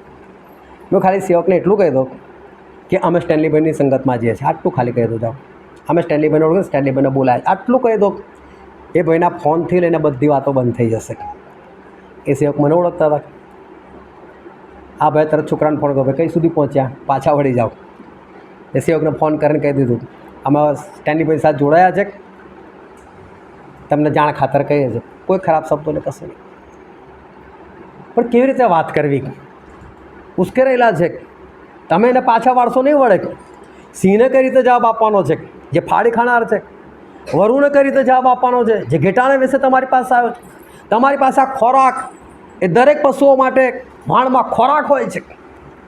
અને એટલે આ દેવનો સેવક અને એક વિશ્વાસીને સૂચે છે, આપણે બધાએ કામ કરવાનું છે. આપણા બધાની અંદર આ ગુણ હોવો જોઈએ કે ક્યારે કોની સાથે કેવી રીતે વાત કરી, કોણ માણસ કઈ પરિસ્થિતિમાં છે ને કઈ વાત કરીને કયું વચન કહીને કેવી રીતે એને શાંત પાડો, એ ખોરાક એ સમય અપનાવવાનો. આ પેલું ઉશ્કેરાઈને ઊભો રહો, તમને બાપ્તિસ્મા શીખવાડતો. બાપ્તિસ્મા ઈશ્વરનું જ વચન છે, પણ અત્યારે કામ નથી કરવાનું. પ્રભુ ભોજન અત્યારે નથી કામ કરો, ક્યારે કઈ જગ્યાએ કયું વચન આપવાનું છે. ક્લેરાબેનને કદી પૂછજો, બિચારા પડી ગયા એક્સિડન્ટની અંદર, ગાડી સ્લીપ થઈ ગઈ, ઘૂંટણમાં વાગ્યું. એક સેવક પ્રાર્થના માટે આવ્યા, ઉભા રહો, પહેલાં તમને વચન દેખાડું. કાળો પૂનમ 28, જો તું તારા દેવની વાણી નહીં સાંભળે ને તેની આજ્ઞા નહીં પાડતો, દેવ તને ઘૂંટણમાં મારશે. કે કઈથી સાજાપણું મળે. એ સમયે આશ્વાસનની જરૂર છે, કહેવાની જરૂર કે સારી વસ્તુ કહેવાની. જો તમે પડી ગયા બધી વસ્તુ બરાબર, શેતાન આવ્યો બધું, પણ જો ઈશ્વર તમને કેવા બચાવી લીધા. તમારી પાસે શબ્દો હોવા જોઈએ, ક્યારે કયા સમયે શું બોલવાનું છે. બધા પશુઓ માટે વહાણની અંદર શું છે, ખોરાક છે. એ વહાણ આપણે છે, તો આપણી અંદર કેવો ખોરાક હોવો જોઈએ. હવે ખોરાક આપણી અંદર ક્યારે આવે, જ્યારે તમે સતત પ્રેરિતોના બોધમાં, બાઇબલ વાંચનની અંદર, સંગતની અંદર, પ્રાર્થનાની અંદર, પ્રભુ બોધની તમે દ્રઢતાથી લાગુ રહો તો. આ બધું એમને એમ થતું નથી, વહાણ એમને એમ બનાવાતું નથી. અને આ છેલ્લો સમય નૂહના જેવો સમય, અને નૂહ ક્યાં બેઠા, વહાણમાં ચડી બેઠા, આને ઝડપ રહ્યા. પણ વહાણમાં ચડી બેઠા પહેલાં વહાણ તો બનાવ્યું ને. આજે આપણે બધાએ શું કરવાનું છે, વહાણ બનાવવાનું છે. અને વહાણ બનાવવાનું આખી દુનિયામાં ઈશ્વર કોઈને ના કીધું, પણ કોને કીધું, નૂહને. કેમ? નૂહ એક ન્યાયી માણસ, સીધા માણસ અને ઈશ્વર સાથે ચાલનાર વ્યક્તિ. ત્યારે ઈશ્વરે એને કીધું કે તું આ બનાય. એ વહાણના 3 માર્ગ, એટલે કે પિતા, પુત્ર, પવિત્ર આત્મા, એક પરમેશ્વર એની અંદર રહે છે. એની અંદર બધા પ્રકારના ખોરાક છે. એ અંદરથી ને બહારથી પ્રભુ ઈસુ ખ્રિસ્તના લોહીથી ઢંકાયેલો છે. ધ્યાનથી સમજો, છેલ્લો થોડો સમય છે, શાંતિથી બેસજો. પણ સર બહુ અદ્ભુત વાત આપણને કહેવાના છે. આ જે બાબત આપણે જોઈ ગયા, જે નૂહનું વહાણ આપણે જોઈ ગયા, એની પરથી ખરેખર ઈશ્વર આજે આપણને શું શીખવાડવા માગે છે. અને જો તમને સમય હોય તો લખી લેજો. સૌથી પહેલી બાબત ઈશ્વર આપણને આજે શીખવાડવા માગે છે કે સૌથી પહેલાં તો વહાણ બનાવવાનું છે. સૌથી પહેલો પોઈન્ટ, તમારે વહાણ બનાવવાનું છે. બીજી બાબત, વહાણ બનાવવા માટે ન્યાયી હોવું, સીધું હોવું અને ઈશ્વરની સાથે ચાલવું એ જરૂરી છે. એના સિવાય બીજા કોઈને ઈશ્વર વહાણ બનાવવાનું કહેતા નથી. ત્રીજી વાત શીખવા મળે છે, એ ડામર પ્રભુ ઈસુ ખ્રિસ્તનું હોય, અંદર અને બહાર સતત સંગતિ, પ્રભુ ભોજન અને પ્રેરિતોના બોધમાં રહેવું જરૂરી છે. ચોથી વાત, પ્રભુ ઈસુ ખ્રિસ્તના લોહીમાં બહારથી અને અંદરથી ઢંકાયેલું રહેવાની જરૂર છે. પાંચમી બાબત, દેવદારનું લાકડું, જે નમ્રતા, બલિદાન અને લોકોની સાથે એડજસ્ટ થવું શીખવાડે છે. આ બાબત આપણી અંદર હોવી જરૂરી છે કે આપણે નમ્ર, ખર્ચાવા માટે તૈયાર અને કોઈની પણ સાથે એડજસ્ટ થવા માટે તૈયાર આપણે હોવા જોઈએ. છઠ્ઠી બાબત, નૂહ વહાણમાં 7 દિવસ પહેલાં ચડી બેઠેલા હતા અને માટે વહાણમાં રહેવાનું છે. જો વહાણથી બહાર નીકળ્યા તો કાગડા જેવી હાલત, કાગડો ફરી પાછો જૂનો સ્વભાવમાં. જો તમે સંગત છોડી, મારો અનુભવ છે કે જે 1 વખત છોડે, 2 વખત છોડે, 3 વખત છોડે, પછી એને આદત જ પડી જાય. અને પછી તો એ આ વાત આપણા માટે એક ઇતિહાસ બની જાય કે આ માણસ કદી સંગતમાં પણ રહેતો હતો. તમે જ્યાં સુધી સતત આવો ત્યાં સુધી ચાલ્યા કરશે. પણ જો તમે 1 વખત ગુલ્લો મારો, પછી એની આદત પડતી જાય અને પછી તો માણસ સંગતથી સંપૂર્ણપણે એ દૂર જ થઈ જાય. એને ખબર પણ ના હોય કે ભાઈ હું સંગતની અંદર જતો તો પણ ખરો પહેલાં. હમણાં એક ભાઈને મારે મળવાનું થયું તો મંગળવાર હતો. મને કે આજે કઈ સંગત? મેં કહું વિચાર કરો. મેં કીધું તો 2 વર્ષથી દૂર છું ને તમે એ પણ ભૂલી ગયા કે આજે કઈ જગ્યાએ સંગત છે. તમને યાદ હોવું જોઈએ કે મંગળવાર એટલે કઈ જગ્યાએ સંગત છે. એકવાર આપણે બહાર નીકળે એટલે પછી જૂના સ્વભાવની અંદર જતા રહેવાય. અને જૂના સ્વભાવની અંદર જેમ કાગડાને આનંદ આવ્યો એમ આપણે કાગડા જેવા થઈ જાય, કૂતરાવાળો સ્વભાવ આવી જાય અને ભૂંડ જેવી વાત થઈ જાય. અને માટે સતત 6ઠ્ઠી બાબત જે છે એ આપણે વહાણમાં રહેવાની જરૂર છે. 7મી બાબત જે ઈશ્વર શીખવાડવા માગે છે કે વહાણ આપણે પોતાના બચવાના માટે અને સાથે સાથે આપણા પરિવારને બચવાના માટે બનાવવાનું છે. તમારા પોતાના માટે સારું છે. અને માટે જ્યાં સુધી વહાણ પૂરું નથી થતું ત્યાં સુધી સતત એ કામ કરવાની જરૂર છે, નવરા રહેવાની જરૂર નથી. અને 8મી બાબત છે કે વહાણની બહાર કે જેની પાસે વહાણનું કામ નહોતું એ લોકો ખાતા પીતા હતા, એ લોકો પરણતા હતા, નું નહીં. અને માટે આપણી પાસે આવો ફાલતુ સમય નથી. વહાણનું કામ છોડીને આ કામ કરવાના નથી. જ્યાં સુધી સંગત છે ત્યાં સંગતમાં આવો, ત્યાં સુધી લગ્ન હોય, એનિવર્સરી હોય, બર્થડે હોય, આ બધું પડતું મૂકો. બાકી અત્યારે જ્યાં સુધી આપણું વહાણ નથી બની જતું તો આપણે ચડીશું કઈ રીતે?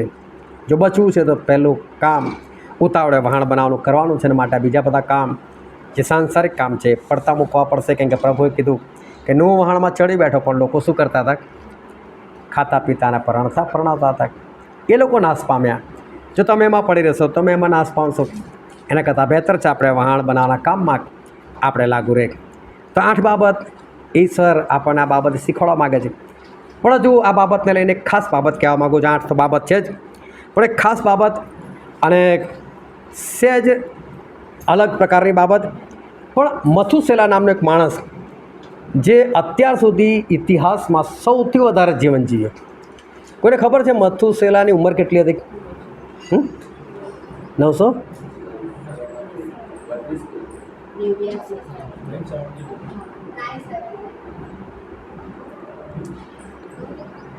$969. 969 વર્ષ મથુસેલા એ જીવન જીવેલા. પતપાન નોટમાં તમે લખતા જજો અને કેલ્ક્યુલેશન મારતા જજો. ત્યાં એવું લખેલું છે ઉત્પત્તિનું પુસ્તક તેનો 5મો અધ્યાય 25મી કલમ વાંચો તો. અને મથુસેલા 183 વર્ષનો થયો ત્યારે તેને લામેક થયો. અને લામેકનો જન્મ થયા પછી મથુસેલા 782 વર્ષ જીવ્યો ને તેને દીકરા દીકરીઓ થયા. જો 187 વર્ષના મથુસેલા થયા, લખો 187 વર્ષ. અને એ સમયે એમને એક પુત્ર જન્મ્યો જેનું નામ લામેક પાડવામાં આવ્યું. લામેક જન્મે છે ત્યારે એમની ઉંમર 187 વર્ષની છે. પછી એની 28મી કલમ વાંચો. અને લામેક 182 વર્ષનો થયો ત્યારે તેને દીકરો થયો. હા, હવે આ જે લામેક છે કેટલા વર્ષના થાય છે? 182 વર્ષના. હવે લામેક જે છે એ મથુસેલાનો છોકરો છે. મથુસેલા 187 વર્ષના ત્યારે લામેક જન્મે છે. અને લામેક 182 વર્ષના થાય છે ત્યારે નુહ જન્મે છે. તો જ્યારે નુહ જન્મે છે ત્યારે 187 + 182 હા 369 વર્ષના આ મથુસેલા થયા. 369 વર્ષના. અને ત્યારે કોણ જન્મ્યું? નુહ જન્મ્યા. હવે 32મી કલમ વાંચો તો. ઉત્પત્તિ 5:32. અને નુહ 500 વર્ષનો થયો. હવે નુહ 500 વર્ષના થયા ત્યારે એમને બાળકો થયા, 3 બાળકો. હવે નુહ 500 વર્ષના થયા ત્યારે આ મથુસેલાની ઉંમર કેટલી હોવી જોઈએ? 869 વર્ષ, બરાબર. અને કેટલા વર્ષે નુહ કેટલા વર્ષના હતા અને જળપ્રલય થયો? 7મો અધ્યાય 6ઠ્ઠી કલમ. અને પૃથ્વી પર જળપ્રલય થયો ત્યારે નુહ 600 વર્ષનો હતો. હા, નુહ 500 વર્ષના હતા ત્યારે પહેલાં 869 વર્ષના હતા, બરાબર. હવે 100 વર્ષે જળપ્રલય થયો. બીજા 100 ઉમેરો કેટલા થયા? એની ઉંમર કેટલી હતી મથુસેલાની? જળપ્રલયમાં મરી ગયો મથુસેલા. નુહના દાદા. શું ઈશ્વરે નુહને કીધું કે તારા દાદાને લેજે? હે ને? બહુ ધ્યાનથી સમજજો કે નૂહ જેના દ્વારા એનો આખો પરિવાર બચી ગયો, પરંતુ એમના જ દાદા જો ઈશ્વર લેવાની ના પાડી કે ભાઈ મથુસેલા નથી લેવાનો, અને મથુસેલા એ અંદર ડૂબીને મૃત્યુ પામ્યા, જળપ્રલયની અંદર ખલાસ થઈ ગયા. પણ નૂહના પપ્પાનું નામ શું હતું? લામેક. બરાબર. એ કેટલા વર્ષના થયા? 28મી કલમ વાંચો તો 5 ને 28. અને લામેક 182 વર્ષનો થયો ત્યારે તેને દીકરો થયો. હા, લખો 182 વર્ષના થયા લામેક. અને નૂહના જન્મ પછી એ કેટલા વર્ષ જીવ્યા? નૂહના જન્મ પછી હા એ ટોટલ થયું નહીં. હા, 30મી કલમ વાંચો. અને નૂહનો જન્મ થયા પછી લામેક 595 વર્ષ જીવ્યો. હા, 595 વર્ષ જીવ્યા. ત્યારે નૂહ કેટલા વર્ષના હશે? નૂહના જન્મ પછી 595 વર્ષ થયા, તો નૂહના કેટલા વર્ષ? 595 જ. નૂહના જન્મ પછી 595 વર્ષ પહેલાં જીવ્યા ને, તો નૂહની ઉંમર ત્યારે 595 થયો ને, તો જળપ્રલય ક્યારે થયેલો? 600. તો આ ભાઈ એટલે નૂહના બાપા જળપ્રલયના 5 વર્ષ પહેલાં મૃત્યુ પામ્યા. બરાબર. એણે બી એના છોકરાને મદદ તો નહીં જ કરી ને વહાણ બનાવવામાં. એણે બી છોકરાના ઠઠ્ઠા મસ્કરી જ કરી હશે ને. તો એના દાદા બી જીવતા હતા ને, 100 વર્ષે એ બી જીવ્યા છે ને છેક જળપ્રલય, એમણે બી મદદ તો નહીં જ કરી ને. જે વહાણ બનાવવામાં નથી ને એ વહાણમાં પણ નથી. અને માટે વહાણ બનાવવું જરૂરી છે. અને માટે પ્રભુ વિશે કીધું કે માણસના દીકરાના આવવાના સમયમાં નૂહના જેવો જ સમય છે કે નૂહ વહાણમાં ચડી બેઠા અને બાકીના લોકો ખાવા પીવામાં પરણવા પડ્યા ને એના માટે નાશ પામ્યા.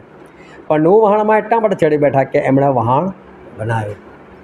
આજે તમે બનાવ્યું છે કે નહીં વહાણ? બરાબર. આવો આપણે દરેક જણ આપણે આંખોને બંધ કરીએ, આપણા મસ્તકો આપણે ઈશ્વરની હાજરીમાં નમાય. આ સમય છે કે આપણે જાતને તપાસીએ. આ સમય છે કે આપણે પોતાની પરીક્ષા કરીએ કે હું તો વહાણમાં ચડી બેઠા અને બચી ગયા, પણ વહાણમાં એટલા માટે ચડી બેઠા કારણ કે વહાણ એમણે બનાવેલું હતું. શું આજે મેં વહાણ બનાવ્યું છે કે શું હજુ મારી વહાણ બનાવવાની પ્રક્રિયા ચાલુ છે? જો વરસાદનો સમય આવી ગયો, જો જળપ્રલયનો સમય આવી ગયો તો આલા બહુ મોટું નુકસાન થશે. વહાણ આજે તૈયાર હોવું જરૂરી છે. અને વહાણ બની ગયું તમે ત્યારે કહી શકો કે જ્યારે તમે દેવદારના લાકડા જેવા છો, નમ્રતા ધારણ કરેલી છે, તમે કોઈની પણ સાથે એડજસ્ટ થઈ શકો છો, તમે કોઈના પણ માટે મરવા માટે તૈયાર છો, બલિદાન માટે તૈયાર, બળવા માટે તૈયાર છો. તમારી અંદર અને તમારી બહાર એ પ્રભુ ઈસુ ખ્રિસ્તનું લોહી છે. તમે એ લોહીની અંદર ઢંકાયેલા છો. તમારી પાસે દરેક પશુઓ માટે, એટલે કે દરેક પશુ જેવા સ્વભાવના લોકો માટે, દુષ્ટો માટે કે સારા લોકો માટે તમારી પાસે દેવના વચનો છે. ક્યારે કોને કયું વચન કેવું તમારી પાસે છે. તમે વચનથી ભરેલા છો. દરેકના માટે તમારી પાસે ખોરાક છે.